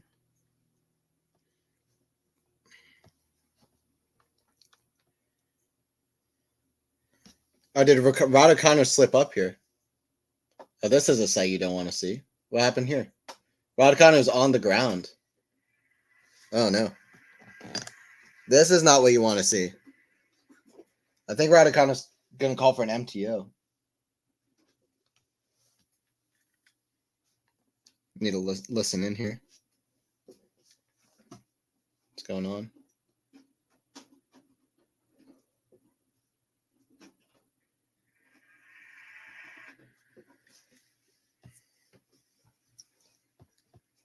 All right, here are the scores, which are currently showing up on screen, hopefully.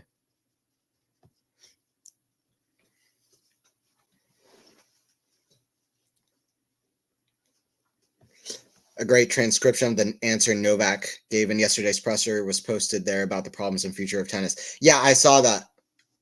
A lot about yeah, there you go. Raducanu slipped. Yeah, that didn't look particularly great, honestly, for Raducanu. It didn't look horrific, like it was definitely a injury. It didn't look like definitely an injury where there's no way she can play another point or something, but didn't look great. And yeah, Novak. Yeah, I mean Novak is so articulate. Well, here's one thing I'd say. I think people underrate how smart tennis players are, because tennis is really a mind game. It's like you don't really look to chess players and then think like oh, they're good athletes, but they're not gonna give particularly good answers or stuff. Like tennis players are smart, man. Tennis is like chess. It's like tennis is like a physical version of chess in a lot of ways, and it's like you should expect like tennis players are pretty smart. And Novak is definitely one of those guys. Like he is very articulate, and he was very aware as well, very self-aware. He was giving a lot of things that a lot of people have been talking about, but a lot of the issues really tackled there, and he did it in a way where it's really was really connected together, all the points he was making, not just about pickleball courts being taken over, but a lot of different stuff, and how the marketing could be way better. So many different things. Yeah, it is an individual sport. You have to work on yourself a lot, self-reflection, etc. Yeah, individual sport, and also just the strategy and constant quick thinking, improvisation, having to react to what your opponent is doing. So many of these things. It takes a lot of smarts. I mean, you see that with like somebody with like Andy Murray as well. It's like one of the most high IQ players, and definitely seems like an intelligent guy off court as well. MTO for Dimitrov. What is it with these MTOs? Right when I came back, huh? Got a few MTOs. Not the things you want to see.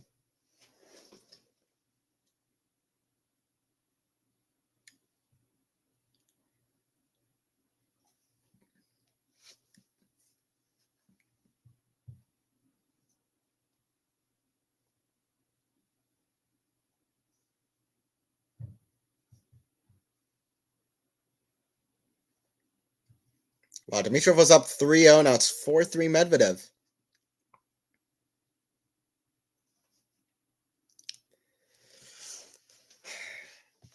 Man, 2 MTOs going on for the matches. All right, hit me with some Q&A. We can talk tennis stuff or other stuff. Oh, no, yeah. Crazy, Joe. Yeah, Raducanu with a slip there. And I don't really know what happened with Dimitrov. Let me know, Zara, were you watching the Dimitrov one? What happened with Dimitrov? Let me see if I can check Twitter for that.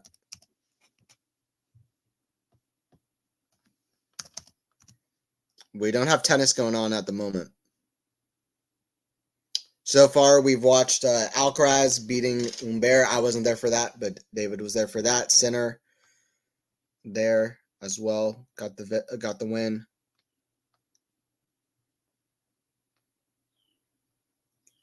All right, let me see if I can check what's going on with Grigor.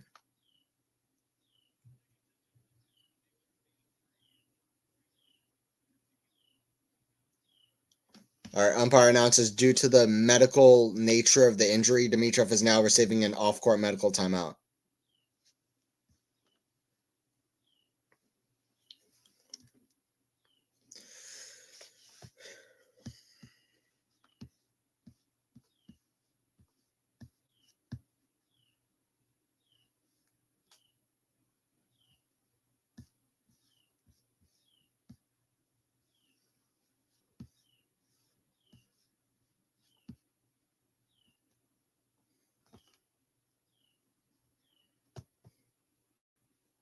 By the way, that center tweener is all over social media. Such a crazy shot from Yannick. This guy is so talented. It's an absolute joke. Yannick is so talented. It's a joke. But let me see. Can I find something about Grigor? Let me see if I can find something about Dimitrov and the nature of his injury. Looks like Dimitrov is limping. Dimitrov was limping. But why? Did he fall over or something? Looks like he might have hurt his groin.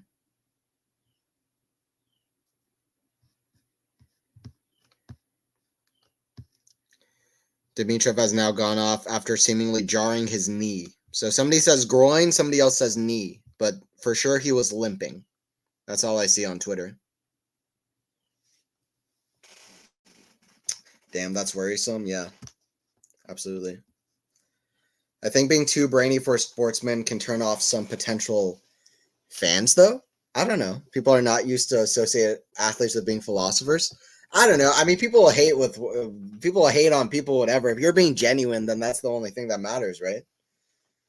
I mean, well, how are you going to hate on somebody for being smart? That's stupid. I mean, obviously people do. I see that all the time, but it's like, that's not a reason to not be a smart person.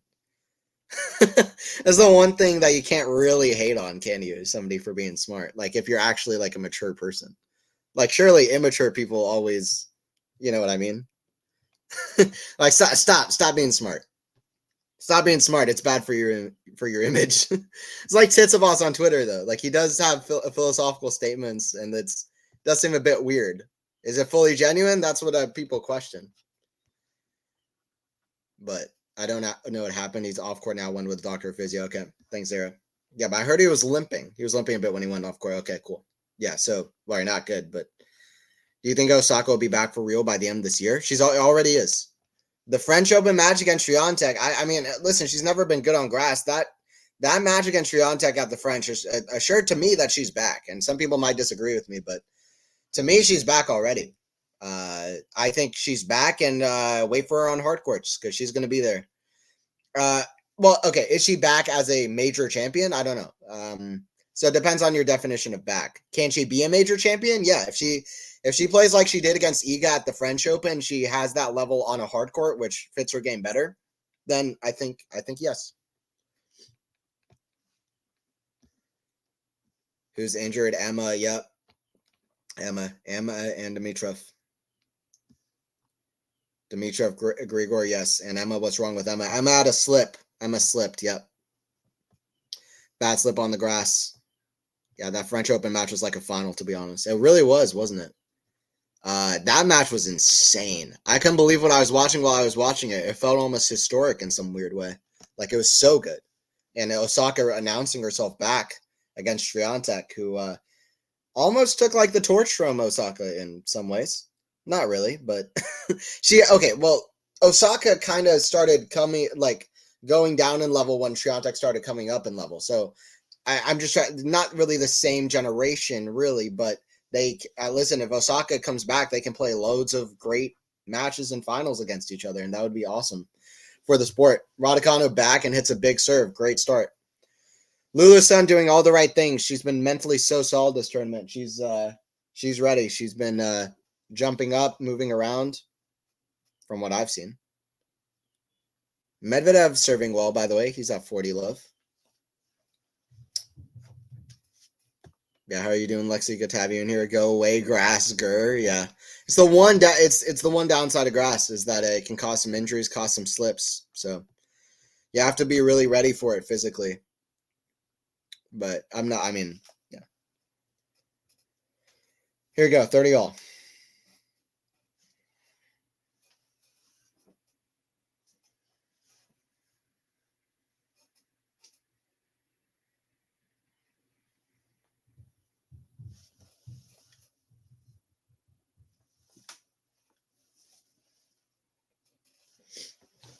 Serve. Okay, here we go. It's a big point. Anthony, nice haircut. Hey, thanks, Lexi. Yeah, it's a new one. I think, yeah. Oh, wow. Is it a retirement? No. No, it's a retirement from Grigor. Why? Dude, Dimitrov. I said it before the tournament started. I was like, this is one of his chances, one of his best ever chances to go really, really far and have a best result out of slam he's had. And he gets injured. First set. That's just disappointing. It's just disappointing. Oh my God. Grigor is just the always like I never come away from a major happy about what has happened. Oh no. He's such an amazing player, Grigor, but he's just like can't catch a break. Medvedev through to the quarters. He'll take on Sinner. Sinner versus Medvedev rematch. Sinner Medvedev rematch, I guess from where was it, Miami, where Sinner won like 6-1, 6-2. Oh my God, can't catch a break, this guy. Genuinely just really disappointed.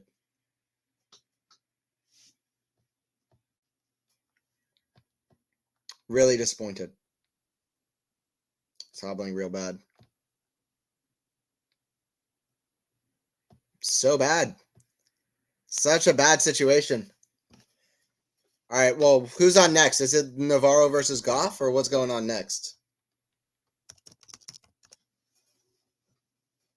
Match was 40 minutes before Dimitrov had to call it.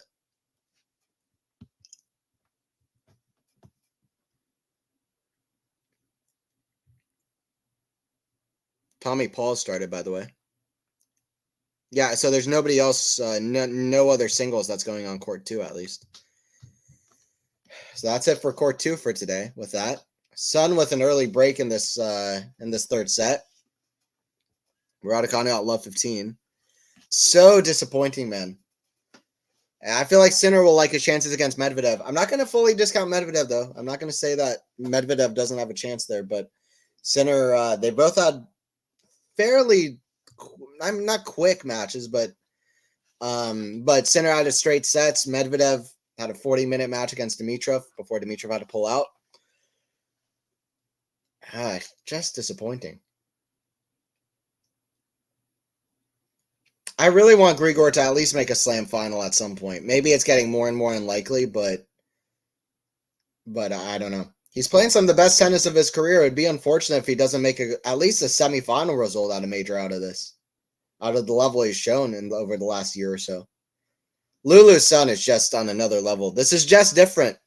It's just different from Lulu's son. I'll be happy that I watched that first match against Zhang, and I'll be happy I watched her first match, but Sun's the first player from New Zealand to reach the 4th round in the singles in the Open era. Just the different vibe about Sun here. And she's got a good draw against Vekic, potentially. Vekic will be tough, though. Much, much, much more experienced. If it's a battle of experience, then I don't know, you know?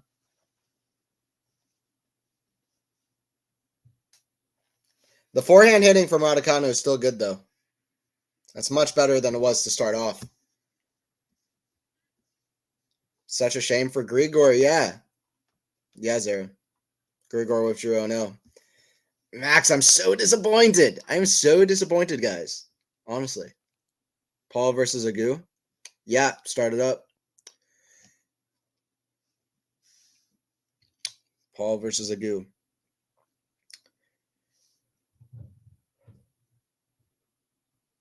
feel like Paul should like his chances in that one. I really hope it is Paul versus Alcaraz. I would much prefer Paul Alcaraz than Alcaraz Batista Agut because Alcaraz is going to beat Batista Agut. I mean, that's not.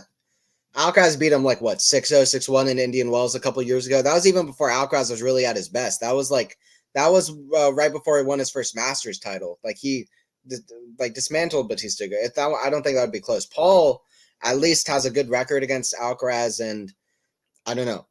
That could at least be pretty good. I do hope it's Paul, honestly.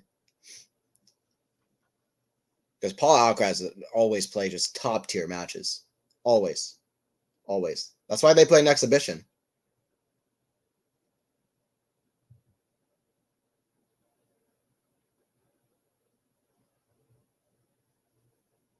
It's a great rally here. Oh, I mean, it's just different from Sun, dude. I'm not even overhyping it. It's just she's just different right now. I don't know. It just has a different kind of vibe about her. Even if she doesn't, let's say, get to it, like, even if she doesn't make it past the quarters here, like, this is an announcement, if nothing else. Like, she's gonna have runs maybe even deeper than this down the road. Like, she's playing phenomenal. Should she stay healthy and keep this level? Like, this is a level that should be an absolutely big name on the women's tour.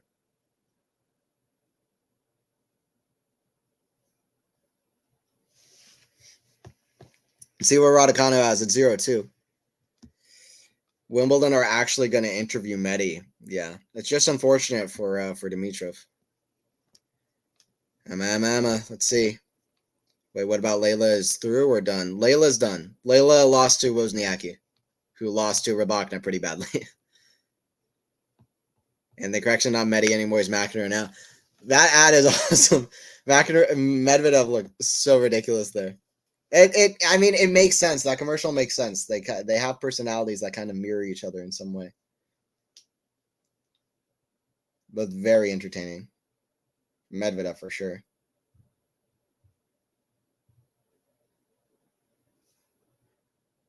I mean, that backhand from Sun is outrageous. She hit some backhands against Zhang in the first round that caught my eye. She's had this just unbothered aura about her. Do you think Tommy Paul has a chance against Alcaraz? Yeah, I picked Paul to beat Alcaraz before the tournament started. Big call from me, and we'll see if it comes out to be right or not. But I picked Alcaraz to be upset in the quarterfinals before the tournament started. Tommy Paul had a great win against Bublik in 3 sets. We'll see if he can get it done in straight sets versus Batista Agut. You should be disappointed by anything else. And then let's see what happens. Alcaraz has had 2 tough tests against Humbert and against Tiafoe. He's ended off both of those matches very strong, but then he's had times where he's kind of blinked a little bit in both of those matches, and that's just not something he will probably be able to afford against Tommy Paul, especially Paul playing so well on grass. A lot of consecutive wins for Paul on grass this year. A win in Queens, playing really well. So we'll see. Paul has a good record versus Alcaraz. Now, at this point, am I a little bit less confident about that prediction? A little bit, because Alcaraz ended that Humbert match so strongly. But I still feel like there's something to it. And I think that he can win. Will he win? I don't know. I'm not really going to say. But I'm going to stick by my same prediction. But it's going to be a great match no matter what, should we get it. I know that for sure. I'll stick by my prediction. Sun looking for a double break though. That would be it. I mean, I guess crazier things have happened. I'm not even going to say that would be it because I've watched tennis too long to say that would be it. But it would definitely be. It would feel like the nail in the coffin if Sun could get the break here.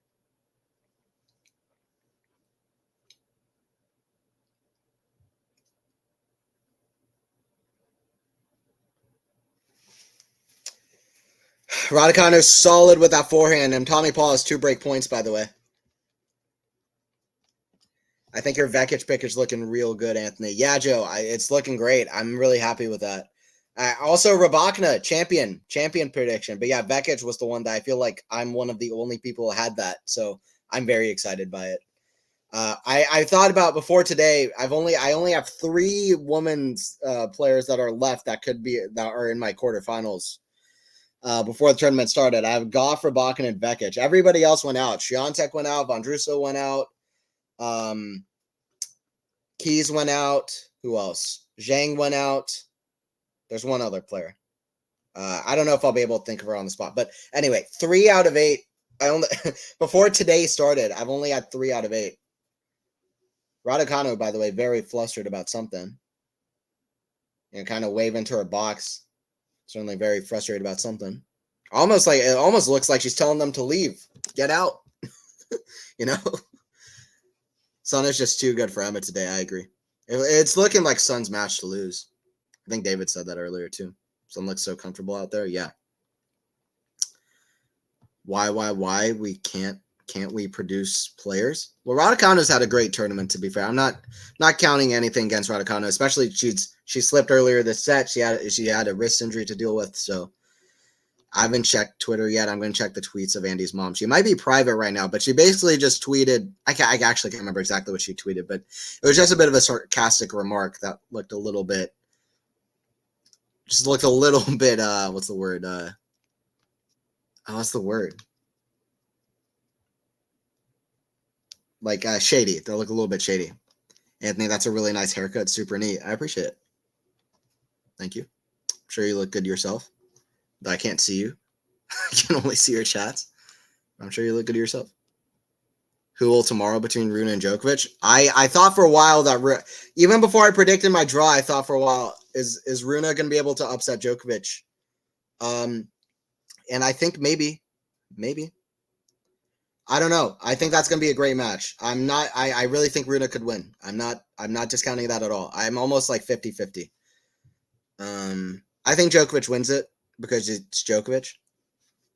I think he'll be the more confident, but I said before tournament started, people are kind of underrating Runa's potential on grass courts.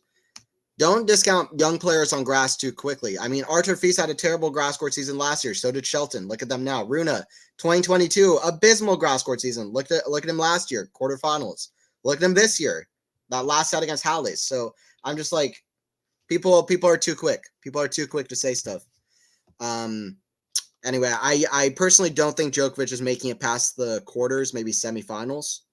I'd need to look at his draw again, but and Runa might be the one to do it. I'm most confident about Sinner now out of those guys. But man, I had Hurkacz and Dimitrov as guys that could potentially have absolutely big runs out of this tournament. Both them out before the quarterfinals. Just disappointing. Particularly Hurkacz.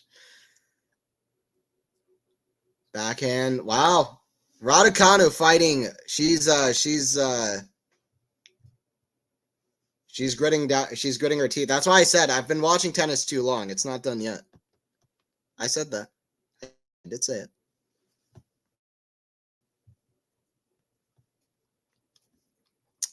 Like I said, I just had my haircut by a Filipino lady. She didn't understand neither English nor Norwegian, so my hair is way shorter than I wanted it. That's funny. The person who cut my hair also was very didn't speak that much English. She was also where was she from? She might have been Filipino as well. I think she was. But yeah, that's funny.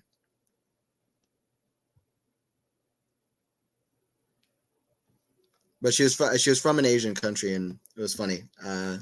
So, but the haircut ended up well, so it's all good.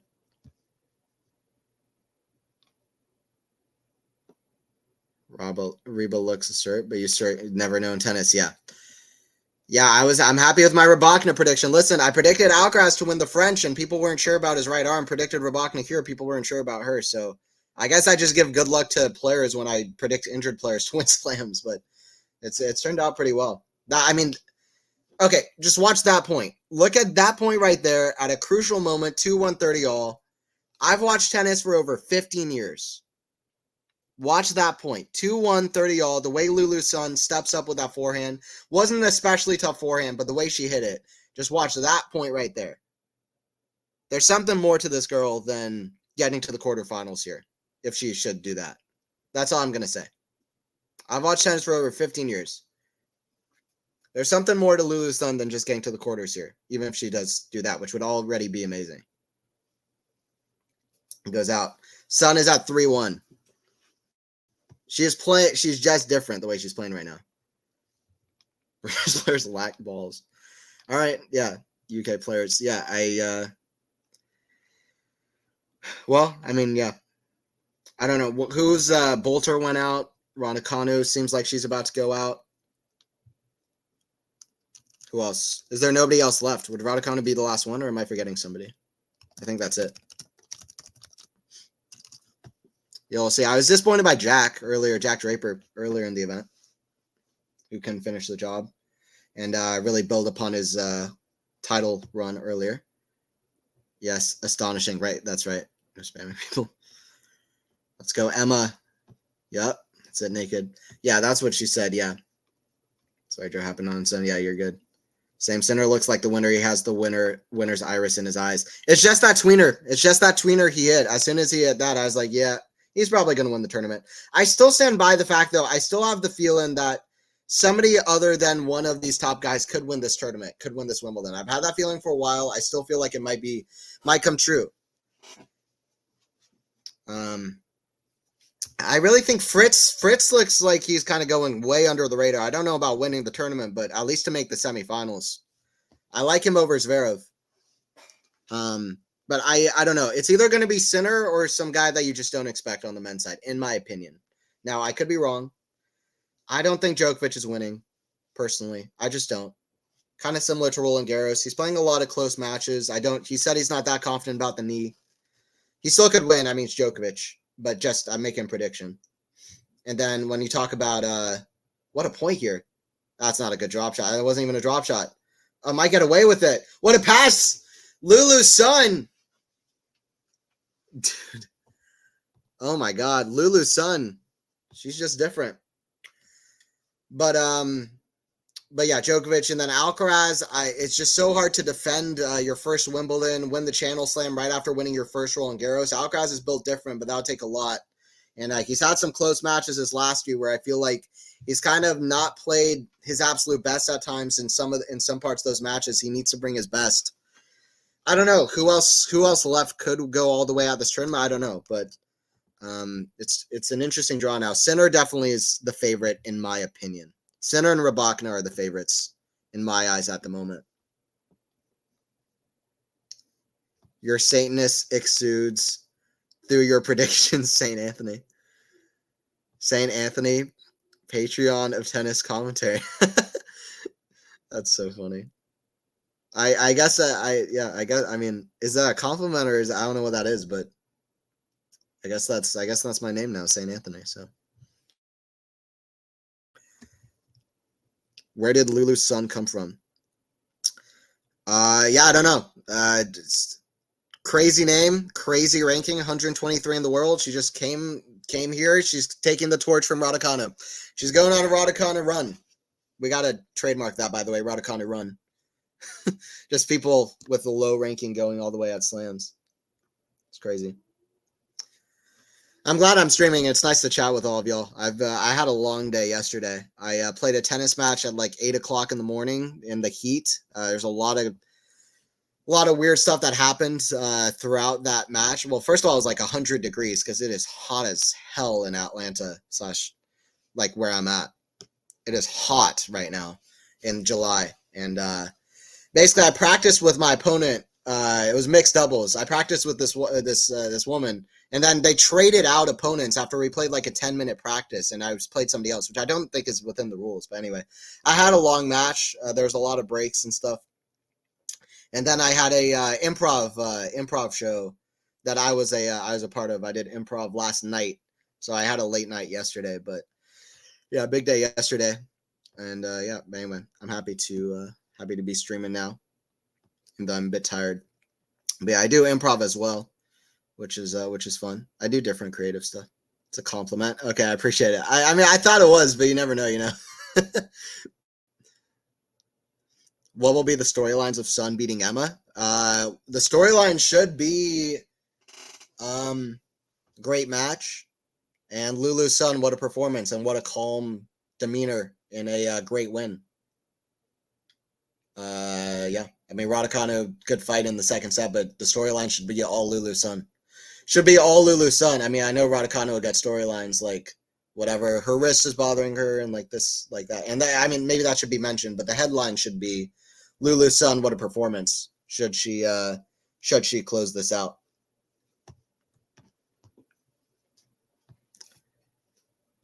The only Lulu I know is Little Lulu. Yeah. Whatever, Draper. Jack Draper. How funny was that when everybody was saying he was going to win Wimbledon? I mean, I am the guy who's been high on Jack Draper for a while, but I mean, give me a break. I mean, people are so recency biased and inclined. That's not even hate toward Jack. Like he is definitely a guy that you should have had in your brain coming into Wimbledon, but to be right away say like he's going to win Wimbledon, like I don't know, man. Like I've seen that so much with different players. Like let's just take a step back for a second, you know. It's so easy. I guess here's the thing. It's so hard to predict tennis in general that whenever somebody wins a tournament, you want to say, oh, they're the guy, right? Outside of the big four and like Serena and like Everett and Navratilova, like outside of those players who are so dominant, tennis is so unpredictable that you want to go to those guys that just won tournaments, be like, oh, they're the guy then. Because like you don't usually have that dominance in tennis where it's easy to predict. So I guess that's what it is, but like, come on now. And I'm not even saying that as hate towards Jack. Like, you never know. But I'm just saying, like, for everybody right away to be like, he's a favorite for Wimbledon was so funny. And also shows how much people felt like this was an open tournament, especially with Novak losing in the quarterfinals of Roland Garros, withdrawing out of that tournament. And Rafa not even playing Wimbledon. Everybody was like, this is open. Andy not playing, you know. Like, the big four are not playing. Big three are not in the tournament. Sun is so calm and collected with the forehands on the crucial moments. 30 alls, deuces. Anthony is spot on.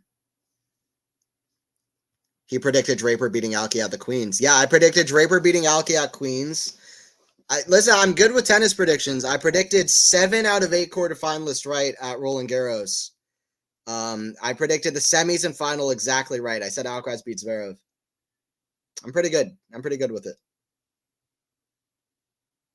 Wow, Raducanu missed that volley. She's going to regret that.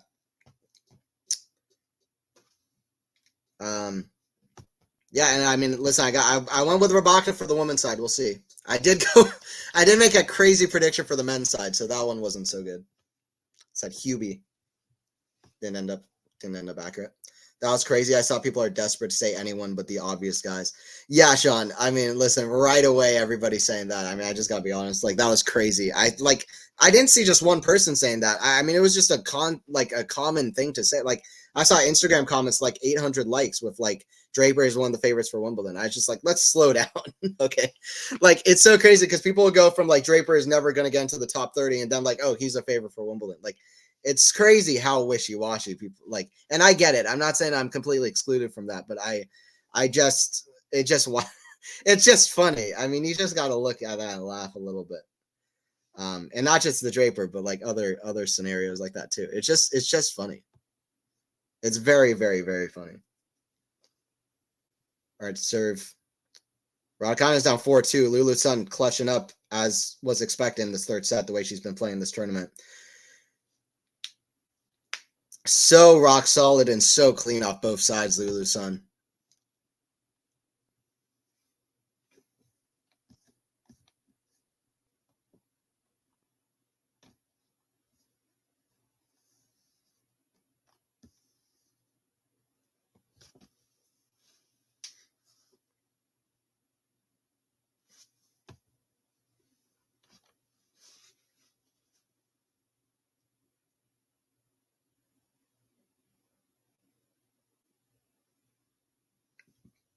Hell of a backhand from Raducanu. Still staying close here.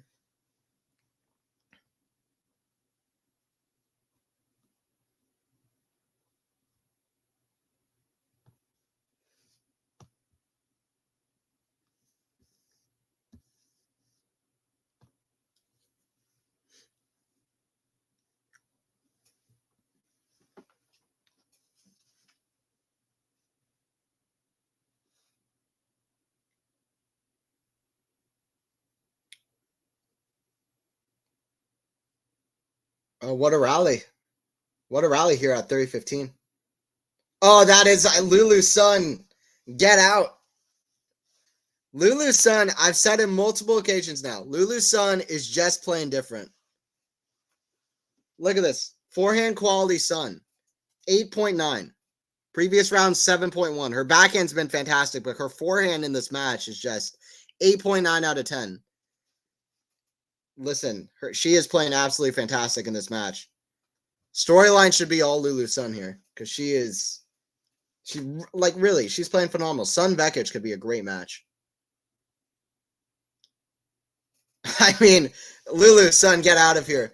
I mean, listen, this run might cap off at Raducanu. Vekic is going to be tough. It might take this much to get through Raducanu. Because Raducanu's been playing great. She's definitely playing above her ranking Raducanu. I think nobody would argue that. But I mean, listen, but Lulu Sun, I mean, no matter what happens, she's a name to look out for. 130%. It's a break point here. By the way, I appreciate everybody tuning in. Please don't forget to subscribe like always. And please don't forget to like the stream if you are enjoying stuff.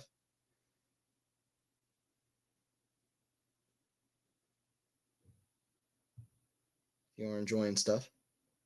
Here we go. It's what a rally. Sun in control. Oh, I can't believe it. Oh, wow. She missed it. She had so much time on it. She's been so clutch up until that shot. It was that shot and also the overhead that I jinxed in the second set. I can't even believe it. It was that. I think it was out. It looked out. Wow. That was a winner all day. It was a winner all day, all night, 365 days a year. Every year. Oh my God.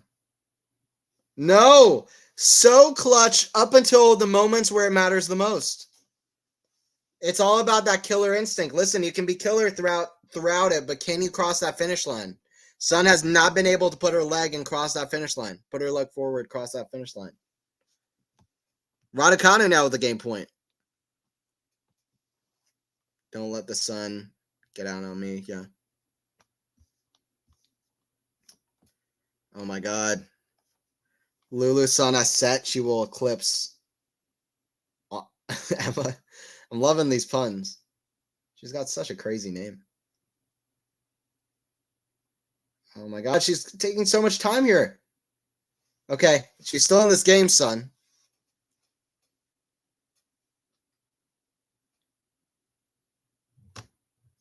Toccata and Fugue in D minor is my all-time favorite classical piece. I'm gonna actually write that down because I want to listen to more classical stuff. I've been looking for more classical stuff to kind of look into.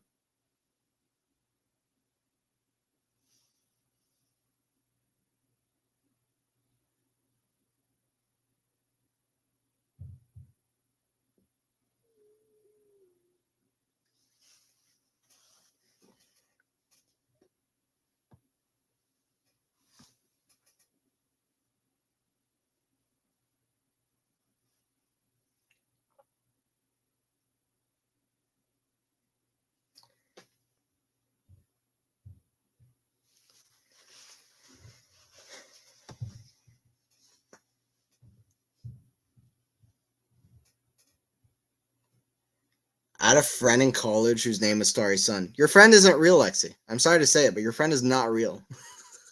That's not a real person. Starry Sun. It's like someone's name being volleyball. Like, if somebody tells me their name is volleyball, I'm not just going to be like, okay, well, I guess that's their name. Hey, I have a crazy story. My friend's name is volleyball. I'm like, nah, I'm pretty sure I met somebody who's not real. It's not a real person. Wow. Raducanu trying to escape this game. It would be a true escape if she could get out of this. But Sun is just relentless. That backhand is fantastic. Backhand's fantastic. She's Chinese. That's still such a crazy name to me, but wow.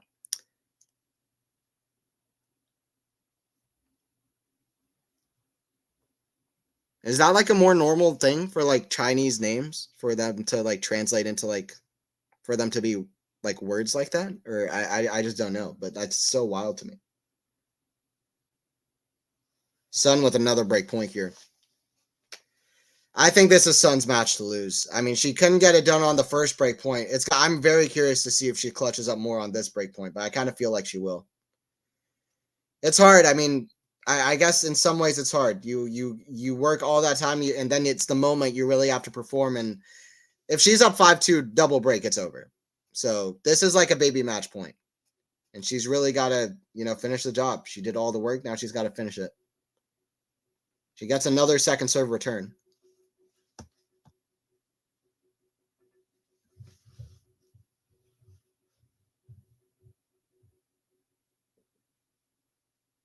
That's a double fault. She doesn't even need to perform because Emma with the double fault. That's disappointing.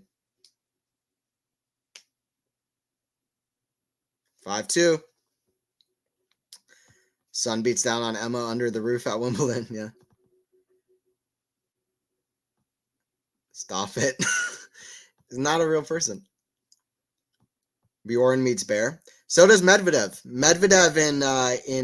Medvedev's in Russian means bear. So Medvedev is like bear. I know that one because I know Russian.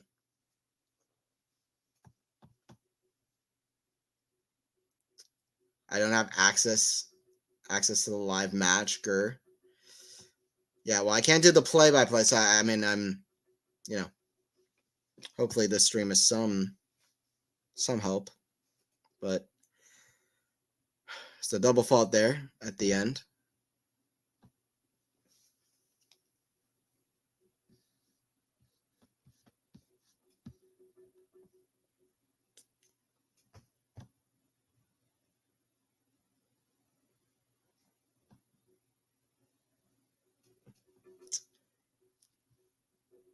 Lulu Sun to serve for it. Wow, Lulu Sun with a quarterfinal run.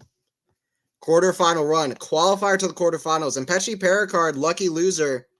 He could have a similar thing on the men's side. He's got Musetti. We'll see how he does. But, yeah, how's Tommy Paul doing, by the way? He was up the last time I saw. Yeah, Tommy Paul cruising. Not unexpected, to be fair. Against Batista Agut. Yeah, Raducanu, I mean, come on. That was just absolutely go for it. That was go for it. That was a go for it moment. Nothing to lose there down double break. We'll see if she can at least get one break back. Being down a double break, as long as you're not playing somebody who's just so clutch and just hitting aces, like oftentimes you'll see a break, at least one break, because that is sometimes the person up a double break feels like they've already won the match and they're feeling like they have the pressure on their shoulders. The other person is just playing with no pressure. So at least they can get that one break back, but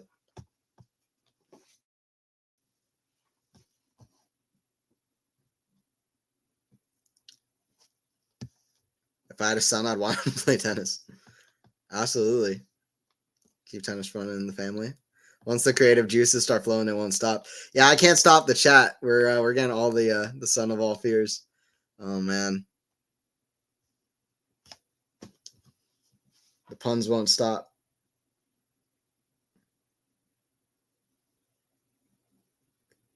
Wow, what a forehand! The sun is not going to set on these puns. Anthony, what does Rublev mean? Money man? What did he say? I didn't see that. Money man? We had a QualityShot had an interview with Rublev at Wimbledon, and Rublev said he needs more matches. I couldn't disagree with him more. Rublev needs a break. Is what he needs. No doubt in my mind. The thing Rublev needs is a break.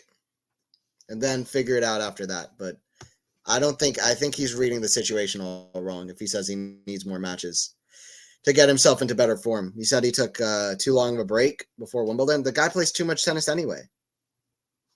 I don't know. Nothing's going to change. It's just like it's the definition of insanity, just doing the same thing over and over, expecting different results. 30 all here. Chance for Raducanu to at least stay in the match. I gather Rublev comes from rubles. No, yeah, I think so. Sounds right. Just not a leg break, yeah. Hopefully not. We'll see if Raducanu can get that break, though, here. It's a second serve return out 30 all.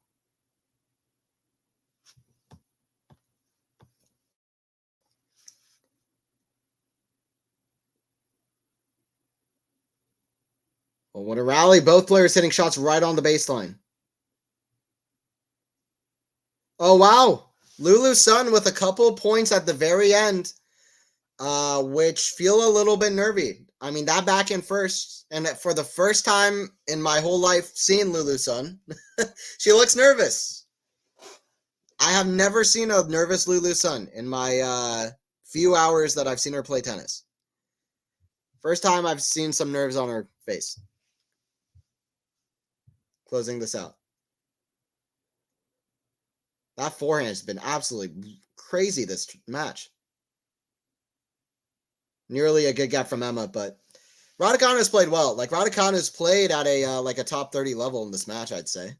At least starting from the second half of the second set. But Lulu Sun's been playing at like a top 10 level this tournament. Lulu Sun is playing crazy.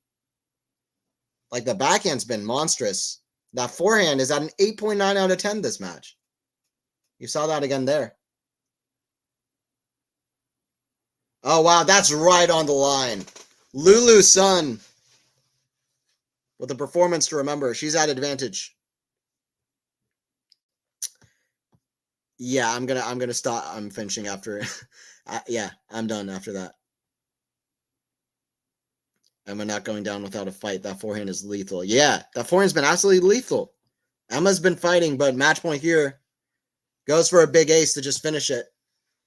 But yeah, I'm gonna call it after this one.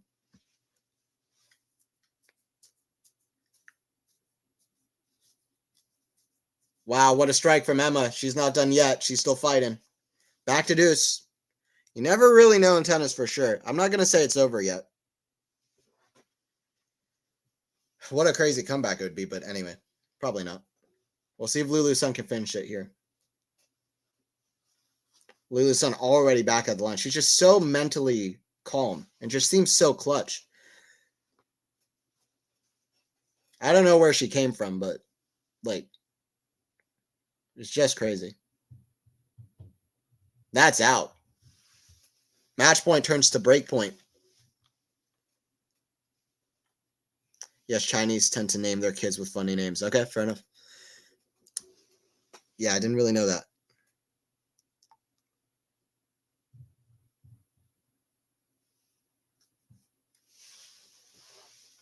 Things could turn real quick here. This is a big point. That's too good. Lulu Sun's forehand has just been too good in this match. If Sun's forehand didn't show up the way it has, this could be a completely different match.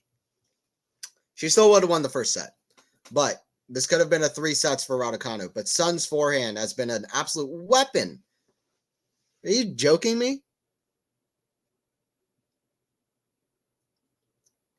Just such good racket head speed. Just such great acceleration and pop on that shot. Oh, backhand smash from Raducanu there. Oh, Lulu Sun slipped, but she got it anyway. Right, slipped, fell on the court, then right into a fist bump. Hopefully it wasn't a bad slip. Doesn't seem that way. Slipped a little bit on that left knee, but I think she's okay. I hope she's okay. Didn't react to it. Here we are at advantage. Like, part of me hopes she's not just poker facing and trying to get it done so Raducanu doesn't get hope. I hope she really didn't hurt herself. It doesn't seem that way, though. Oh, that's how Lulu Sun is into the quarterfinals of Wimbledon, and she's playing at an astonishingly good level. She takes out Raducanu. Raducanu's run ends there. Good fight from her in that second set. She wasn't performing to the level she probably would have wanted, particularly in that first set and a half, but she played a strong level in the second half of this match, and Sun, either way, got it done at the end. Yeah, that's going to do it for me. Anthony is the official Terminator of my faves. Oh my God. I got to live with that comment. It's okay, Emma. Emma out, GG. Yeah, thank you, Joe. Get well, Sun. It's like Sun that has a ball on a string. Exactly. Don't say that, Anthony. Not another jinx. I've had a few jinxes this stream, no? Yeah, thank you, Lexi. Thanks, Joe. All right, I'm gonna head out. Hey, it's been fun like always. Thanks for checking out Quality Shot Tennis. Thanks for checking out my stream. You guys stream tomorrow? Hell yeah, yeah, we're right back at it. I think me and David are gonna do a stream tomorrow morning. So, yeah, hopefully you're back for that, Lexi. And yeah, I'll see you guys for the next one. And yeah, I don't hope to terminate your faves, Lexi. I'm just that's not the goal here. It's not the goal here. All right, I'll see you guys at the next one. Thanks for checking out the stream, and definitely don't forget to subscribe if you haven't already. I'll see you guys at the next one.